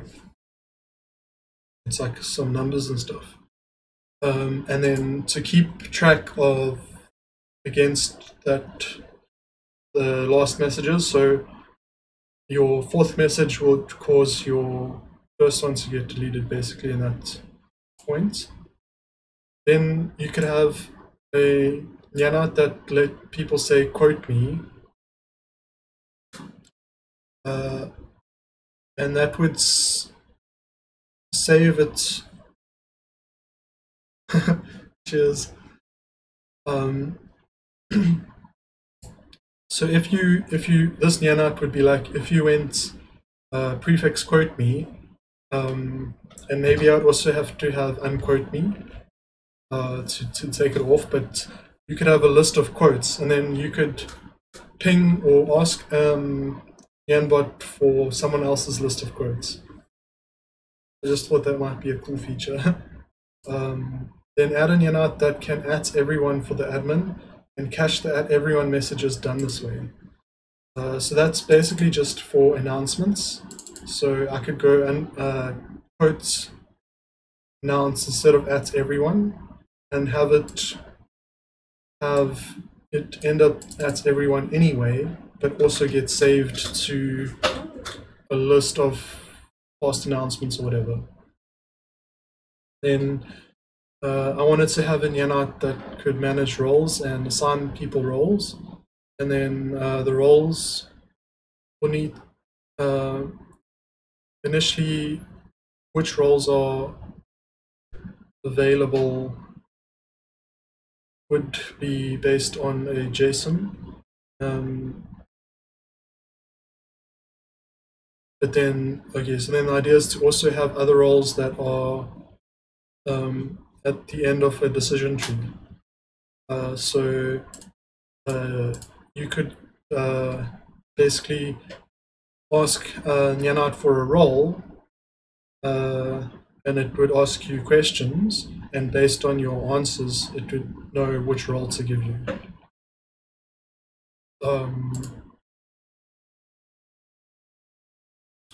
But if it's a role that doesn't have any questions or decision tree, then people can just auto add themselves. So that would actually allow me to never have to add anyone's roles again, basically, for my own Discord, which was I thought was a cool point. And then also allow admins to do it. So that whole point there was for people to do it to themselves, and then also let admins use the same thing but for other people. So I wouldn't have to go into the admin screen to do it. And like, then add the ability for a user to suggest a link for a link aggregation feature. So this is like a nyanbot, and this is beginning to get towards more of the community-orientated features, or federated community features. So I guess all of the ones so far have helped with community, but a federation of communities, or let's say lots of people's different Discord servers being linked up. Now, what you could do is have people suggest links, and that would be per server, but then okay, and then if you post a link, you need to give it a topic, and also should have a way for people to edit topics so that they can make sure the topics line up. So we're talking about having basically like the URL, the topic, which if let's say yeah, just those two, I think. And if the link was YouTube or whatever, when it got posted, it would get posted with the preview and all that. But the topic, making sure it has a topic is quite important.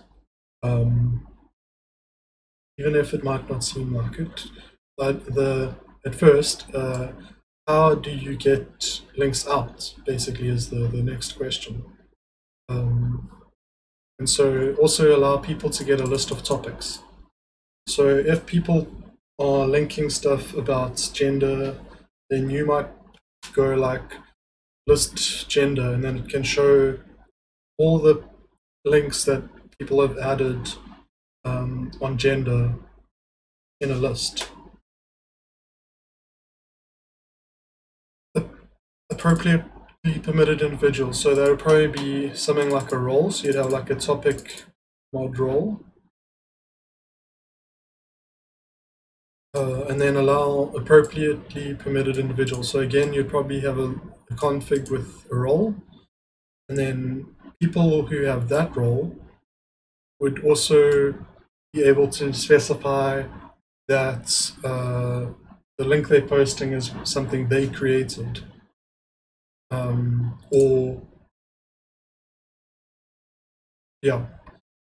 and have a date of publish. And then I need to go to bed soon. And then also, I don't know if I said hello, Havard, but hey, and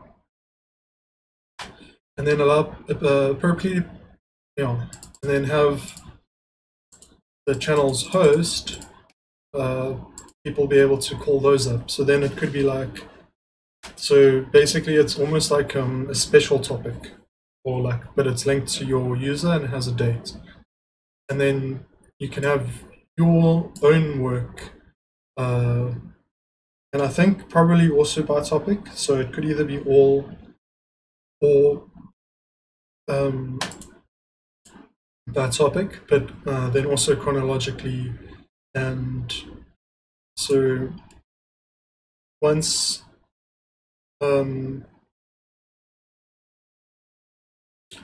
and then also allow people to specify whether it is something that just got uploaded, so that it can at, I guess you'd be able to say whether you wanted to at everyone or something else. Oh, that's cool, Havard, it's fine.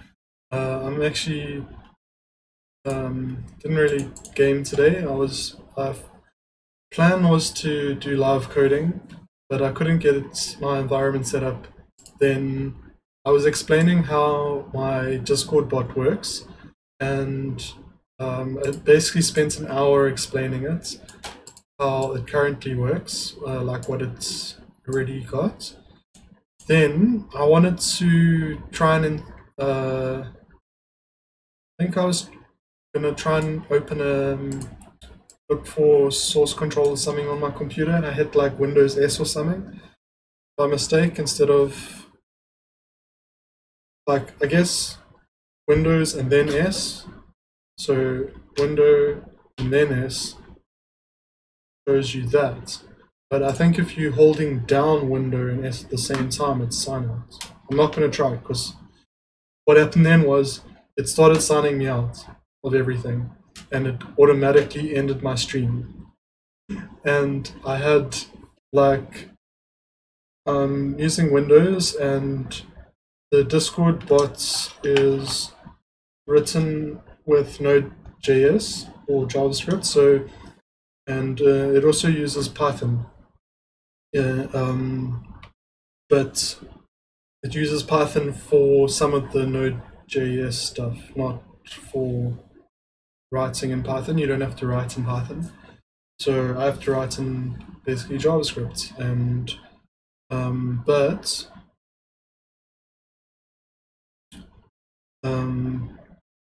there's specific Discord API you have to install, which needs Python, and then you need Node.js, and then in order to install the Discord API stuff, I needed to install one of the Node packages it was dependent on, that is not on NPM, but it's on Git. So then I needed to get Git working. I realized I didn't have Git installed. So, because I had to do a fresh install of Windows a couple of weeks back, because I did a Windows update, and after the update happened and it restarted, it wouldn't let me log in anymore. So I had to do a fresh install, and then I didn't have anything installed basically. JavaScript is my favorite, but I think Python is really good as well. I just haven't really used it much myself, so maybe if I used it a bunch, I would start to like it, but as it stands now, I don't really have any desires for it, because I really like JavaScript a lot. And then I was telling the story of what happened earlier in the stream. Then what happened was, and this is what I was talking about in this stream most earlier on, I was thinking of making a response video to Curio's video about socialism in space. And I'd written some of my thoughts down, but I'd written, I probably exaggerated. It wasn't 2 hours, it was probably 1 hour of notes. But it was in a notepad file that I hadn't saved yet. And when it started signing out, it started closing everything. And I had 2 notepads open. One was the track list of all the songs I was listening to, and I was not listening to it anymore because my headphone batteries died. And I didn't have it playing on the stream anyway, because I don't want to copyright. And so I was like, oh crap, it's shutting down, like no. And then it was asking me if I want to save, and I hit cancel by mistake. And then I like realized that it was all the work and had this major panic.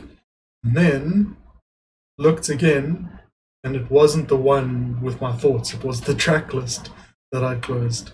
So that entire panic was quickly subsided, but then I was tilted, then I was off balance psychologically. I went foggy and blank and stuff. So thinking on how to get my environments working after that was hard, and then I just started ranting, and then I was trying to install Git anyway, but it's still, after installing like 2 separate Git clients, I still don't have it in my path. So you'll check the terminal.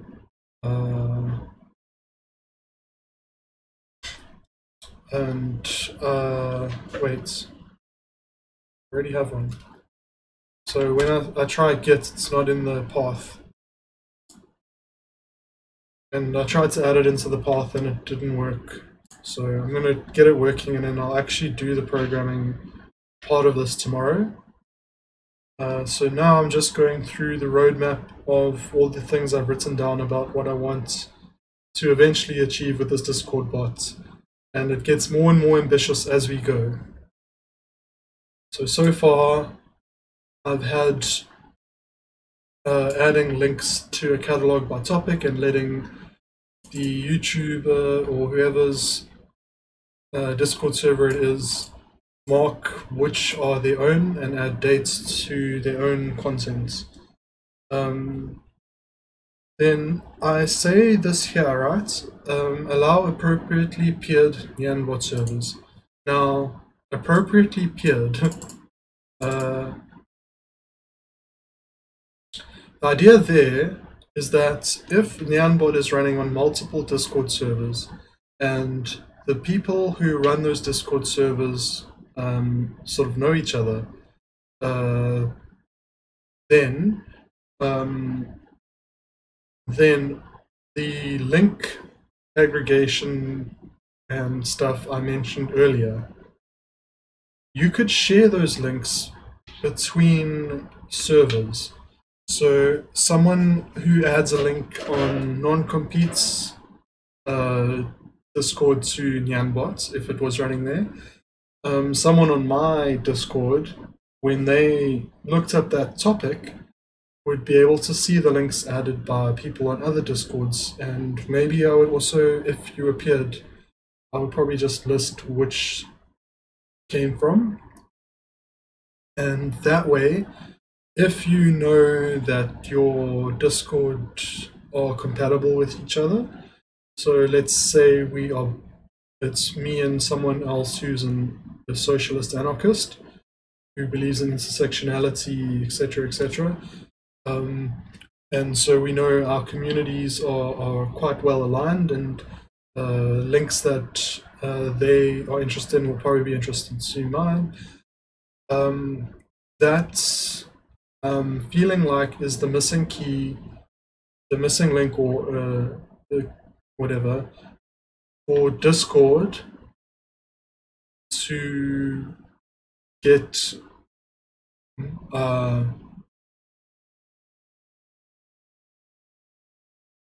where it needs to be in terms of online communities for the left. So that is going to allow a certain degree of cross pollination, or I don't know if there's a better word, but visibility to other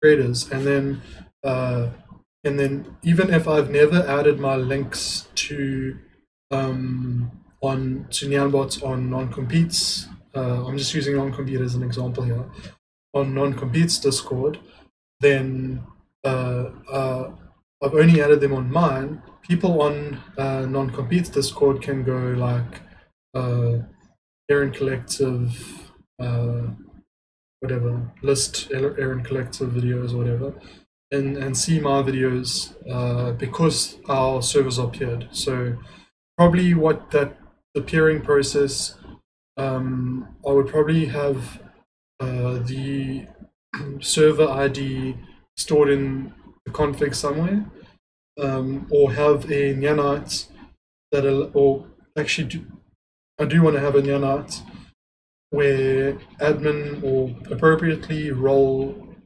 permitted individuals will be able to add another Discord server as a trusted server. And when both servers have done that to each other, then it becomes a peered pair of Discord servers. And there's a lot of goodness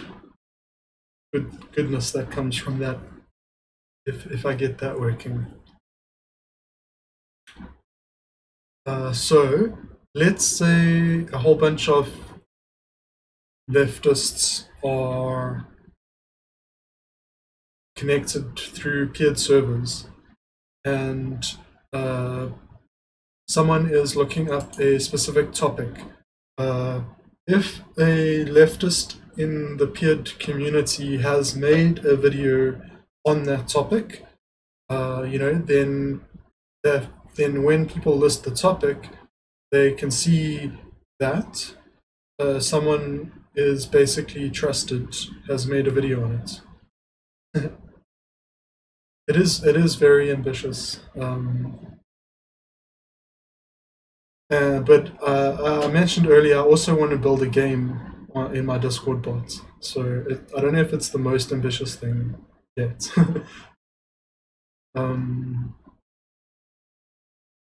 And also, you might be wondering why I would bother investing so much effort on a Discord bot if it's potentially gonna it's a corporately owned platform that can go away and stuff. Now, that's true, but because it's like open source and all that, and because it's calling specific things, and it's got stuff like let's go to nyanbot. So in a way, it's their own fault for using the technology, but this API that gets loaded into Discord and then a new instance gets spun up for clients, there's certain things it has. It has on, and then it has so it has on ready, it has on message, and on guild member add, and it has that whole API. Now I can take out the I can take out that line and that line and replace them with my own API.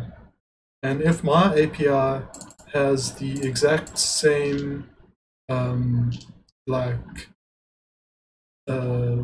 API calls and stuff, or at least has, it doesn't have to be the exact same, but it has all the ones the bot's using, then this bot could interface with that API. So I don't necessarily see this as stacking my effort onto Discord as much as I see it as stacking it onto a JavaScript bot using the Discord API, which could in future be a different API. And so in the future, I want to write a serverless social media app. And when I have the serverless social media app working, I can get my own API for it, for bots, that has these methods. And then I'll be able to run nyanbot on both Discord and my own platform. Errand code. So that's pretty much what I'm saying, is that I want to create my own thing like that, which is the plan for next year, basically. So this year, I'm not even worrying about it, and probably even the beginning of next year, I won't worry about it, because I feel like right now, getting to this point with nyanbot can also help me individually a lot in terms of, for example, exposure, because I was talking about how we have these peered networks now. Maybe you would have a setting on your config of nyanbot where you were saying allow video release mentions from peered channels or whatever. Then when I upload a new video and tag it as my own, and it automatically adds everyone's on my channel or whatever, with that peered network setup and with that setting on to allow it, it can not only add everyone on my Discord, but it can add everyone or add whoever, or even have a specific channel.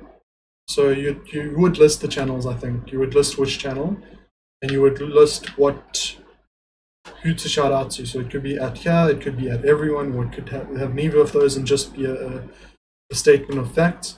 But the point is that it can automatically post to all your peered networks. So let's say 20 YouTubers all peer their networks together, and all have a separate channel for video releases. And every time one of them releases a video, it goes onto the channel they all have on all their Discords. And now, instead of me needing to go one by one to each person's Discord, look for that person's channel for sharing stuff, then maybe they don't have one, and I'm like trying to figure out which is the appropriate place to share, or maybe I shouldn't share my video, or is it appropriate for me to share? Will people be weird about it? When I share, nobody says anything. It is a little bit awkward because I'm there, I'm a human being. Now, if nyanbot's the one sharing it and people ignore it, no one really gives a shit. And if nyanbot is able to share that video on 20 different Discords automatically, rather than me, now suddenly our island Discords are connected. Suddenly, when a video comes out, a lot more people, because not everyone's going to join every Discord. They're going to join the channels they give a shit about. But that doesn't mean that you're never going to make a video they want to watch. Even if they're not on your Discord, even if they're not subbed to your channel, you might come out with a video, a new one, that they do care about. And so it's just going to be in that stream there, and it's going to be like, oh, look, on that topic, and this creator's made that video. And I think that's going to help with that critical connectivity as well. So also in my video on the other day, where I ended it off basically saying, and we need to write our own software ideally, I was sort of also referencing this as well as the social media app I was thinking of making, where it is actually something I'm doing. It's not just something I think we should do. I just said we should because I think it shouldn't just be me. But the plan is for us to have software that we write, or find at least, if it's already written. But the beauty of it being something written by people in the community is that it can be tailored to exactly what we need as a community. And so if what we need as a community is critical connectedness, then we can start to put stuff in like this, which enables it and does a lot of the work for us. So we don't have to do as much of the connecting ourselves manually, but we can start to have things in place that will automatically bring about connectedness. Anyway, let's finish looking at the roadmap so I can get some sleep. Now I think I had a second window. I'm like all energetic now. So anyway, so that is to share channel suggestions and stuff. Now, something I have just become cognizant of, which maybe I should also add on, is so troll list. So this exact same thing can be applied to keeping a list of who is a problem. And because nyanbot has the greet saw, if we do build a troll list or whatever, then, you know, someone might have nyanbot running on their Discord, and someone else who has caused trouble on one Discord gets banned or whatever and goes to another. As they join, when that person was banned on the one Discord, if they were banned basically through nyanbot, and nyanbot adds them to the troll list, then when that person tries to join another server, the pingzor, or no, sorry, the greetzor nyanite checks with the troll list nyanite, sees that the person's on the list, and can either redirect them to a quarantine, give them like a quarantine role almost, or could just completely reban them. But whoever's server it is would be able to set how to act to people who are on the troll list. But even having that is gonna, even having the things I've described so far, having that will make it a better platform than Facebook, in my opinion, and more safe, more connected, more resilient. Yeah, and although it won't have as much exposure, so like, although people aren't going to be able to stumble upon your discords like they can on Facebook, also um, there's a lot of shit that comes with Facebook that you can avoid. And if that's the only thing you're giving up, because these things are catering for the other lacks, then you are in a better position. Yeah, so I still use Facebook a bit sometimes, and the reason I like Facebook is that it's really good for philosophy.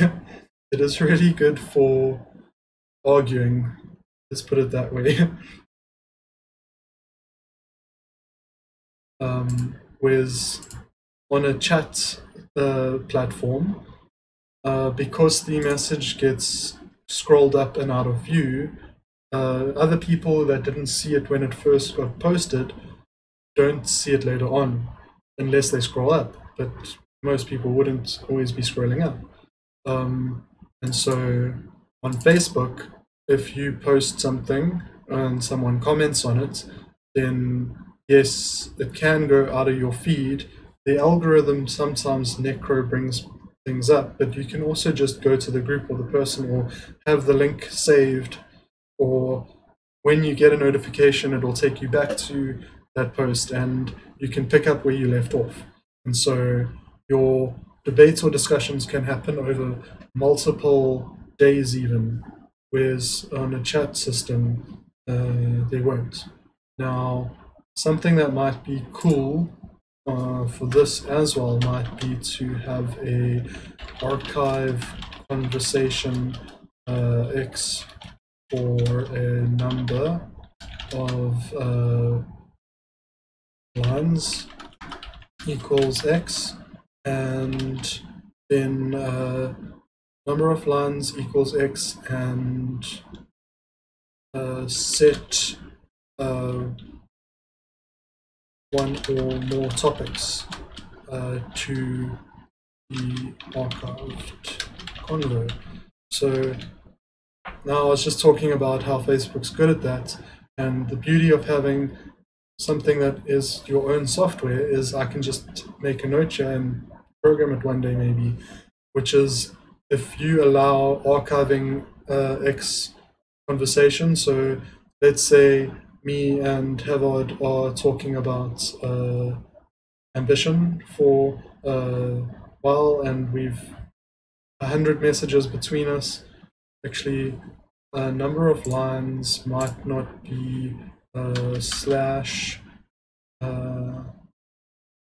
maybe time, but if you can set a cutoff point basically, and then everything from then till now gets saved and archived, then and given a topic, then when people search for topics, then you could have a setting to allow that searching topics can also return archived convos.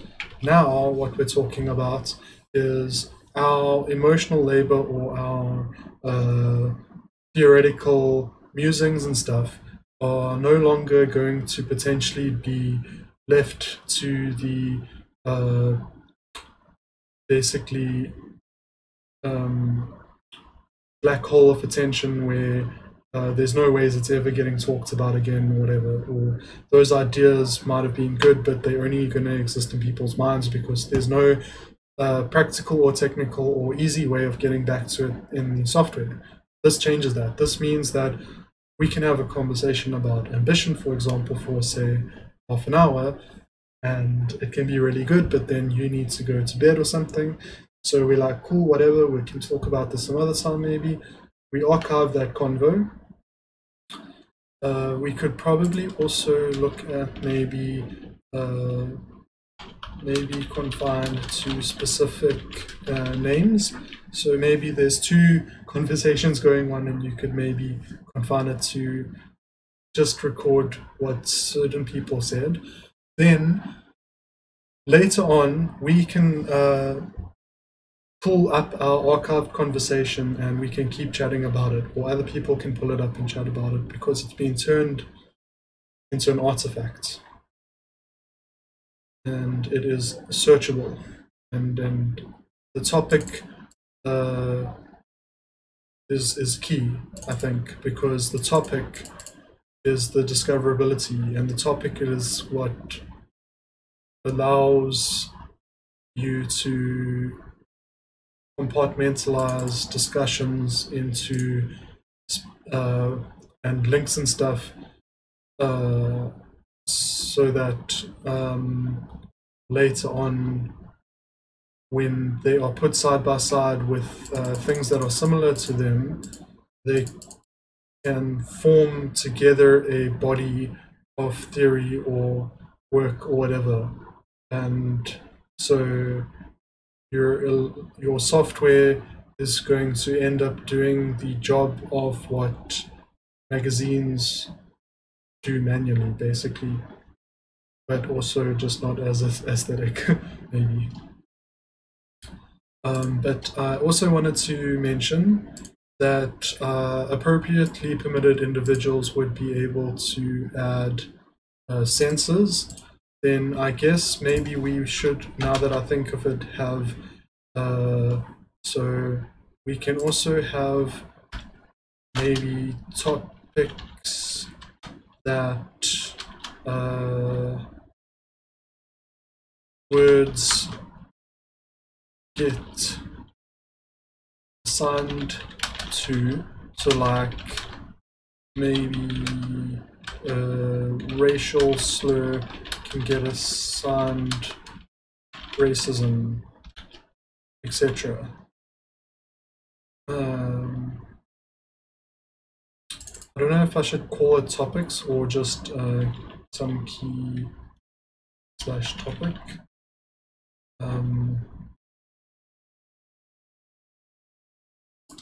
So your censorship list might just be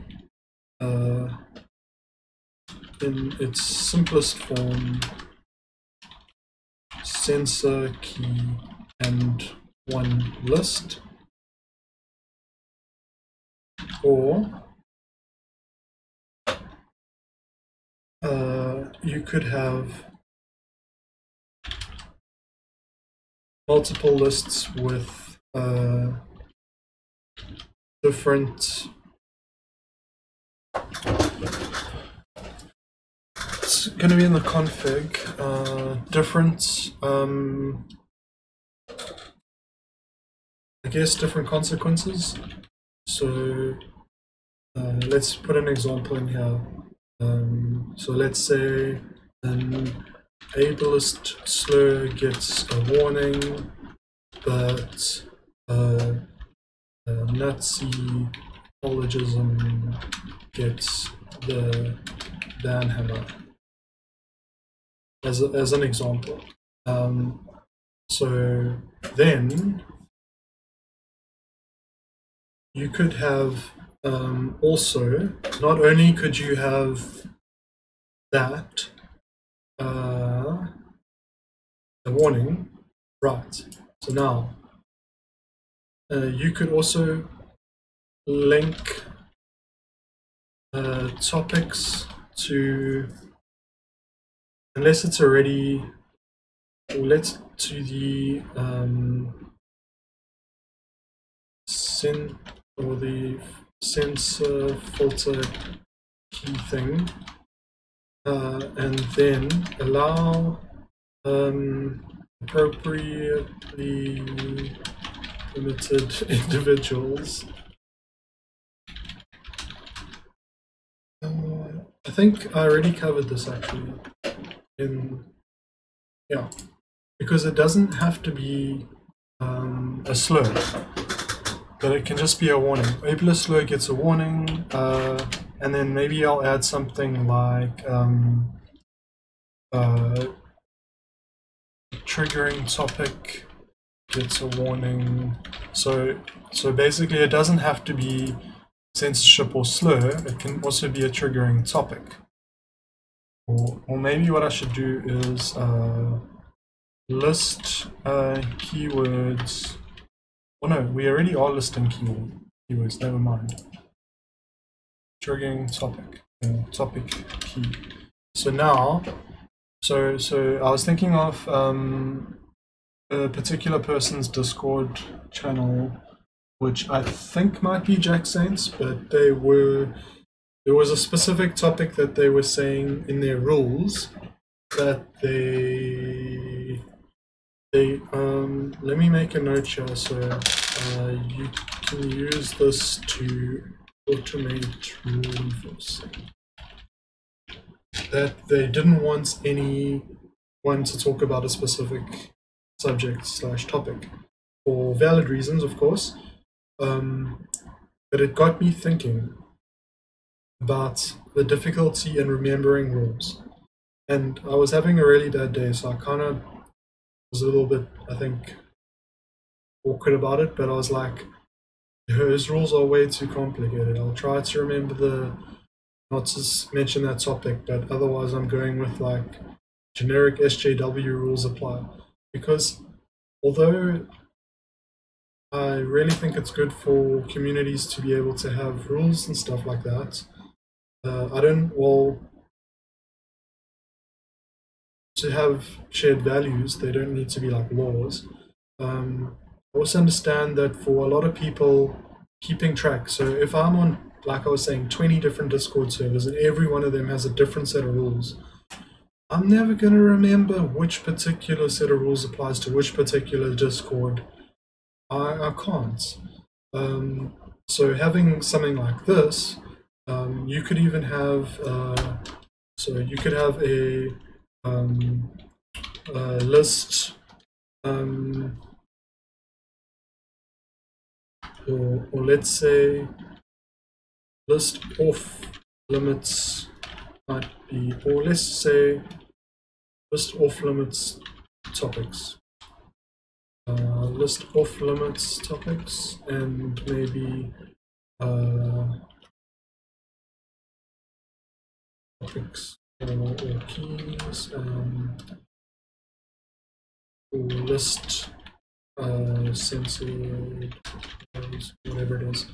Let people go, they can be on the server, and instead of having to find where the rules are and all that, they can just go and check here. But that isn't actually even what I'm thinking. I'm thinking with the automatic thing that basically the people who need to be banned will get themselves banned automatically, and then the people who are just needing a bit of a heads up to change their behavior get that, and it helps us mod our Discord servers so we aren't going to always be online all the time, and mods might not know how to handle something if the admin's not there and all that kind of thing.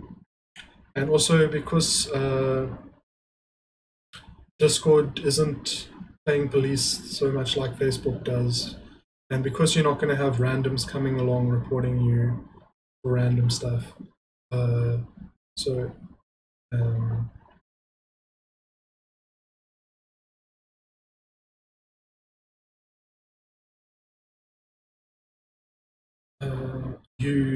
you don't get any help from the platform basically with modding. Allow appropriately permitted individuals to designate specific channels for topic-specific linking only, and or only videos of peered hosts, or only the current service host, or so that's basically just taking all the different ways you might want to configure a specific certain one channel, and how you might be able to do that. And then allow peered servers to create invite links for each other, and then allow appropriately permitted individuals to enable the suggesting of Discord servers of link creators on the network if the linking user is not on the creator's Discord already. So basically what that is saying is that you could have your peered servers and you could or maybe I should mention that. So you could say maybe, or actually that's a good idea. Peered servers could have specific roles that they both or they all implement. So yeah, but so then the idea is that, sorry. So let's say I post a link to a video. So I'm on a random person's Discord server. There's a lot of people talking about maybe bananas, and I made a really, or I found a really cool video on bananas the other day. It wasn't me, someone else made it, and I post the link.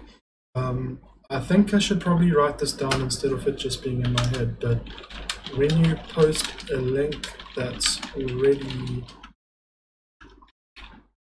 if you post a link, or so that is like literally just link the URL as normal text, not a command. That's already being added to the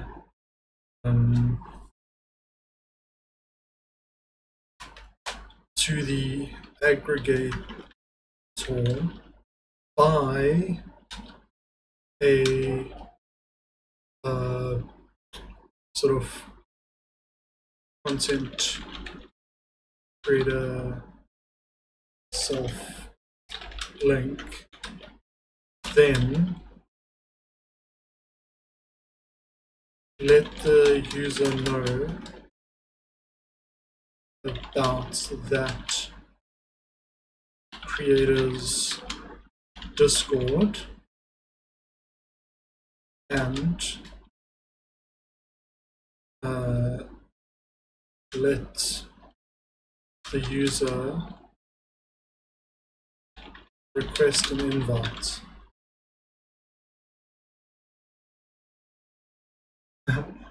Yeah.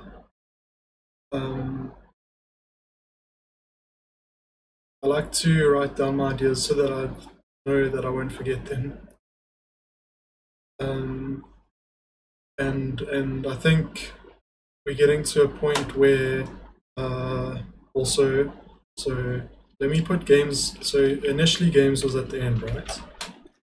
Because the idea is platform first, and I think once we've achieved all of that, and I could never have come across, let's use non-compete as an example again. I've never come across non-compete's Discord. Let's say I don't even know it exists. But I'm in Aaron Collective's Discord, and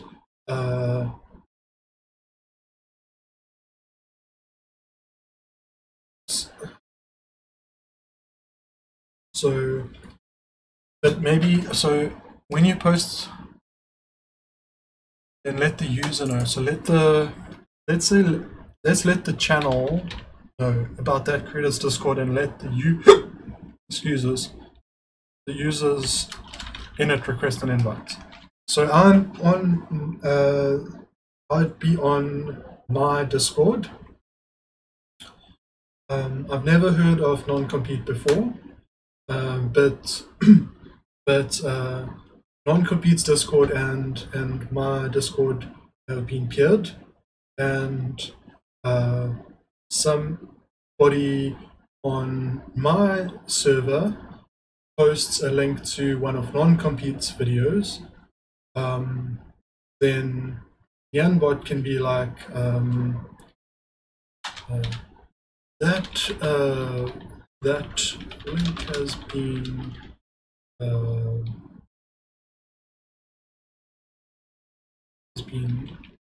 claimed by X, and X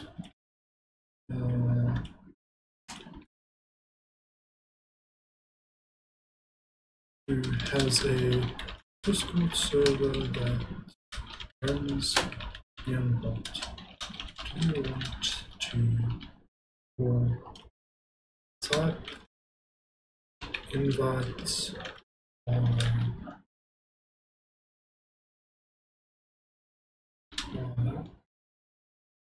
join?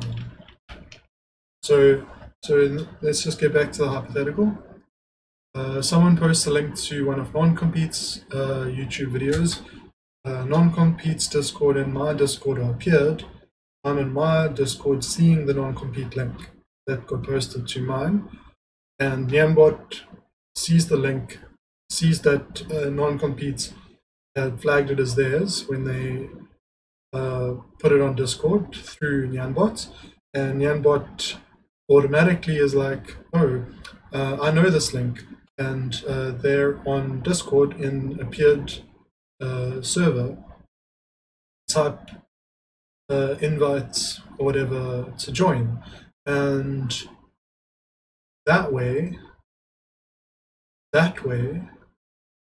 you are actually starting to improve discovery a lot. That's a really nice feature, I think. So why don't I put troll list after that? And so platform basically before games. When all of this is done, there's still a chance nobody would give a shit. There's still a chance nobody wants to run nyanbots or nobody wants to peer or whatever. So it's at a point at that stage of being a really good piece of software, a really good bot, something that would be valuable even outside of Discord, given the right environments, etc., and is of real benefit to anyone who uses it. But now you have critical connectivity. So now, with that in place, you have critical connectivity, right? Now, what you want is to critical connectivity needs to come first, so that you are operating under a social framework and not a competitive one. Now you can start worrying about doing things that are going to draw attention to your platform, basically. And so now things like making games, if I can make a game that's really fun to play, then people might install or run nyanbot on their server or whatever, even if they don't give a shit about anyone else's Discord and they don't care about anything like that, and they don't use any of the other features, they just want it for the game. That's still nyanbot on their server, and their users can still interact with nyanbot, and like people might see it and be like, hey, you've got nyanbot, why don't we pair with this other Discord server? And suddenly, you are creating growth and when you might have bubbles of connected things, and then so I wonder something like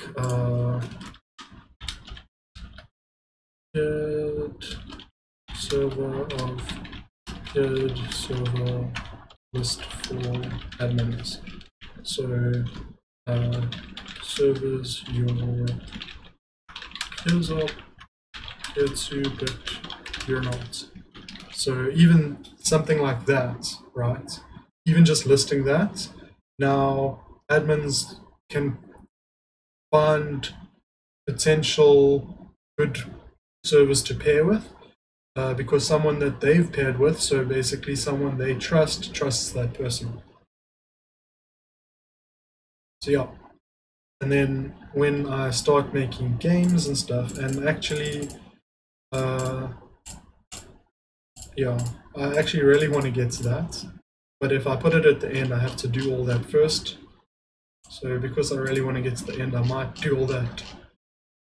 Who knows if this will ever happen. But part of the idea of streaming myself, coding and talking about it and stuff, is so that it can happen. Because if I am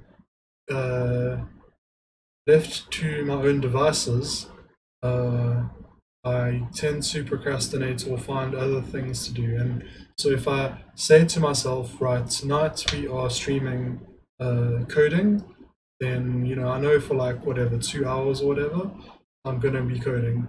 And in 2 hours, after enough sessions like that, progress gets made.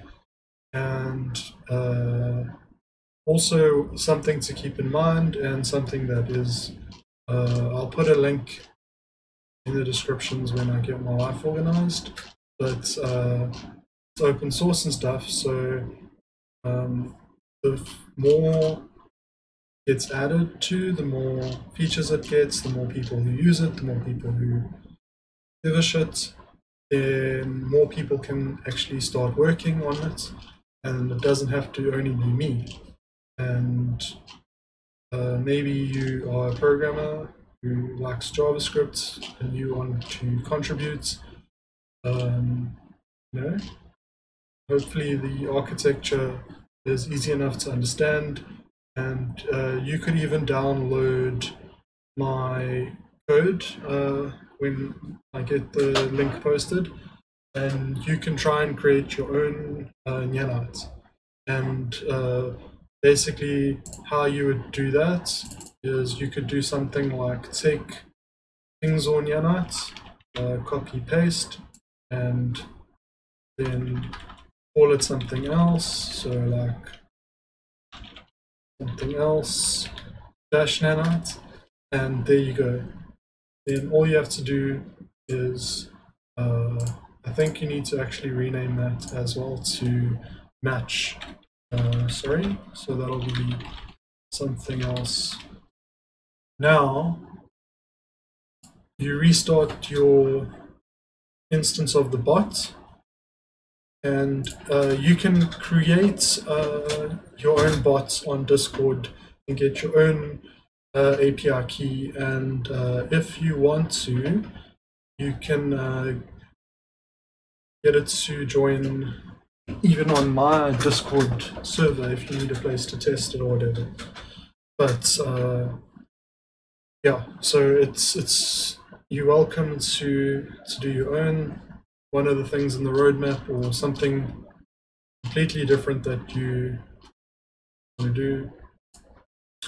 But even if I end up doing all of that, it's fine, because the way I see it is that this is how I can help more than most of the other things I can do. So like I can make videos, and I think making videos is rad, and that's why I'm combining it. So videos is one of the other things I can do, but I can't do stuff like public organizing and stuff. Like I'm autistic and I'm trans and I'm white, and although being autistic and trans should mean I get a voice on those topics, nobody's getting a voice on those topics anyway in real life here. There isn't any platform for me to even inhabit there. I'm not connected to any communities like that. I don't know anyone like that. I'm trying as hard as I can to see if I can build community here, but that's always going to be like at a relational level. I'm not going to be organizing protests and stuff like that. So this is instead what I can offer, I think that is very valuable. And uh, if I were to reach my goal on Patreon, for example, then I would literally go from 2 hours a week to working on this type of software to maybe would probably do 3 days of 6 hours. So I'd go to, because I would also want to do other stuff. But yeah, going from 2 hours a week to 18 hours a week would not only increase the speed of development by 9, it would be more than 9 because of the concentrated amounts of time and the fact that consecutive days of development are always going to be more easy than ones that are weeks apart. Then, in the other time that got freed up, I would do other things like better videos, learning, going back to school on some things like how to animate. Might learn how to animate by then anyway, but even like maybe getting a degree eventually or something like that. Who knows? But yeah, so, but for now, this is a side project, but even though it's a long list of things, break down each one of them into its component parts, and it's not that difficult to do. Nothing on here, at least, is that difficult to do once it's broken down enough. So hopefully can be achieved. And I guess nyanbot is my practice run, and once I've got it working, probably I'll start working on the social network app when it's the platform side of nyanbot's done, and then I'll work on the games for nyanbot in parallel to the social media app. Just because that will be fun and something that I can do for fun, whereas getting the platform stuff in place is more of a labor of love than 100% fun. But it is still fun. But being able to make a game would be a lot more fun, especially because the game I have in mind right now is going to tie up nicely with the book I'm writing. And so it is the nyanbot first game is going to be an introduction to the universe of my book, basically. So yeah, this has been a very awesome, fun time streaming, and we've gone all over the show from very methodical and well put together thoughts to meltdowns to being scared of other people's to what I think the left needs, like thinking of doing response videos, in the future of nyanbot, and how programmers have very large part to play in us getting to a point of critical connectedness, because capitalism is constantly demanding of us things, making it harder for us to collectivize and meet our own needs and stuff. So the more we can facilitate the connectedness, then its positive influences can start to help us all out. And there we go. Bam, socialism just like that. programmers can call socialism. I'm only half kidding. Look up Audrey Tang. You don't know them. They are someone who works for the Taiwanese government, oddly enough. But they are an anarchist, and they are trans, and they are a open source software advocate, and they have pretty much been the one to facilitate a almost like silent revolution in Taiwan. The infrastructure they are implementing in Taiwan may be the direction we need to go to change society.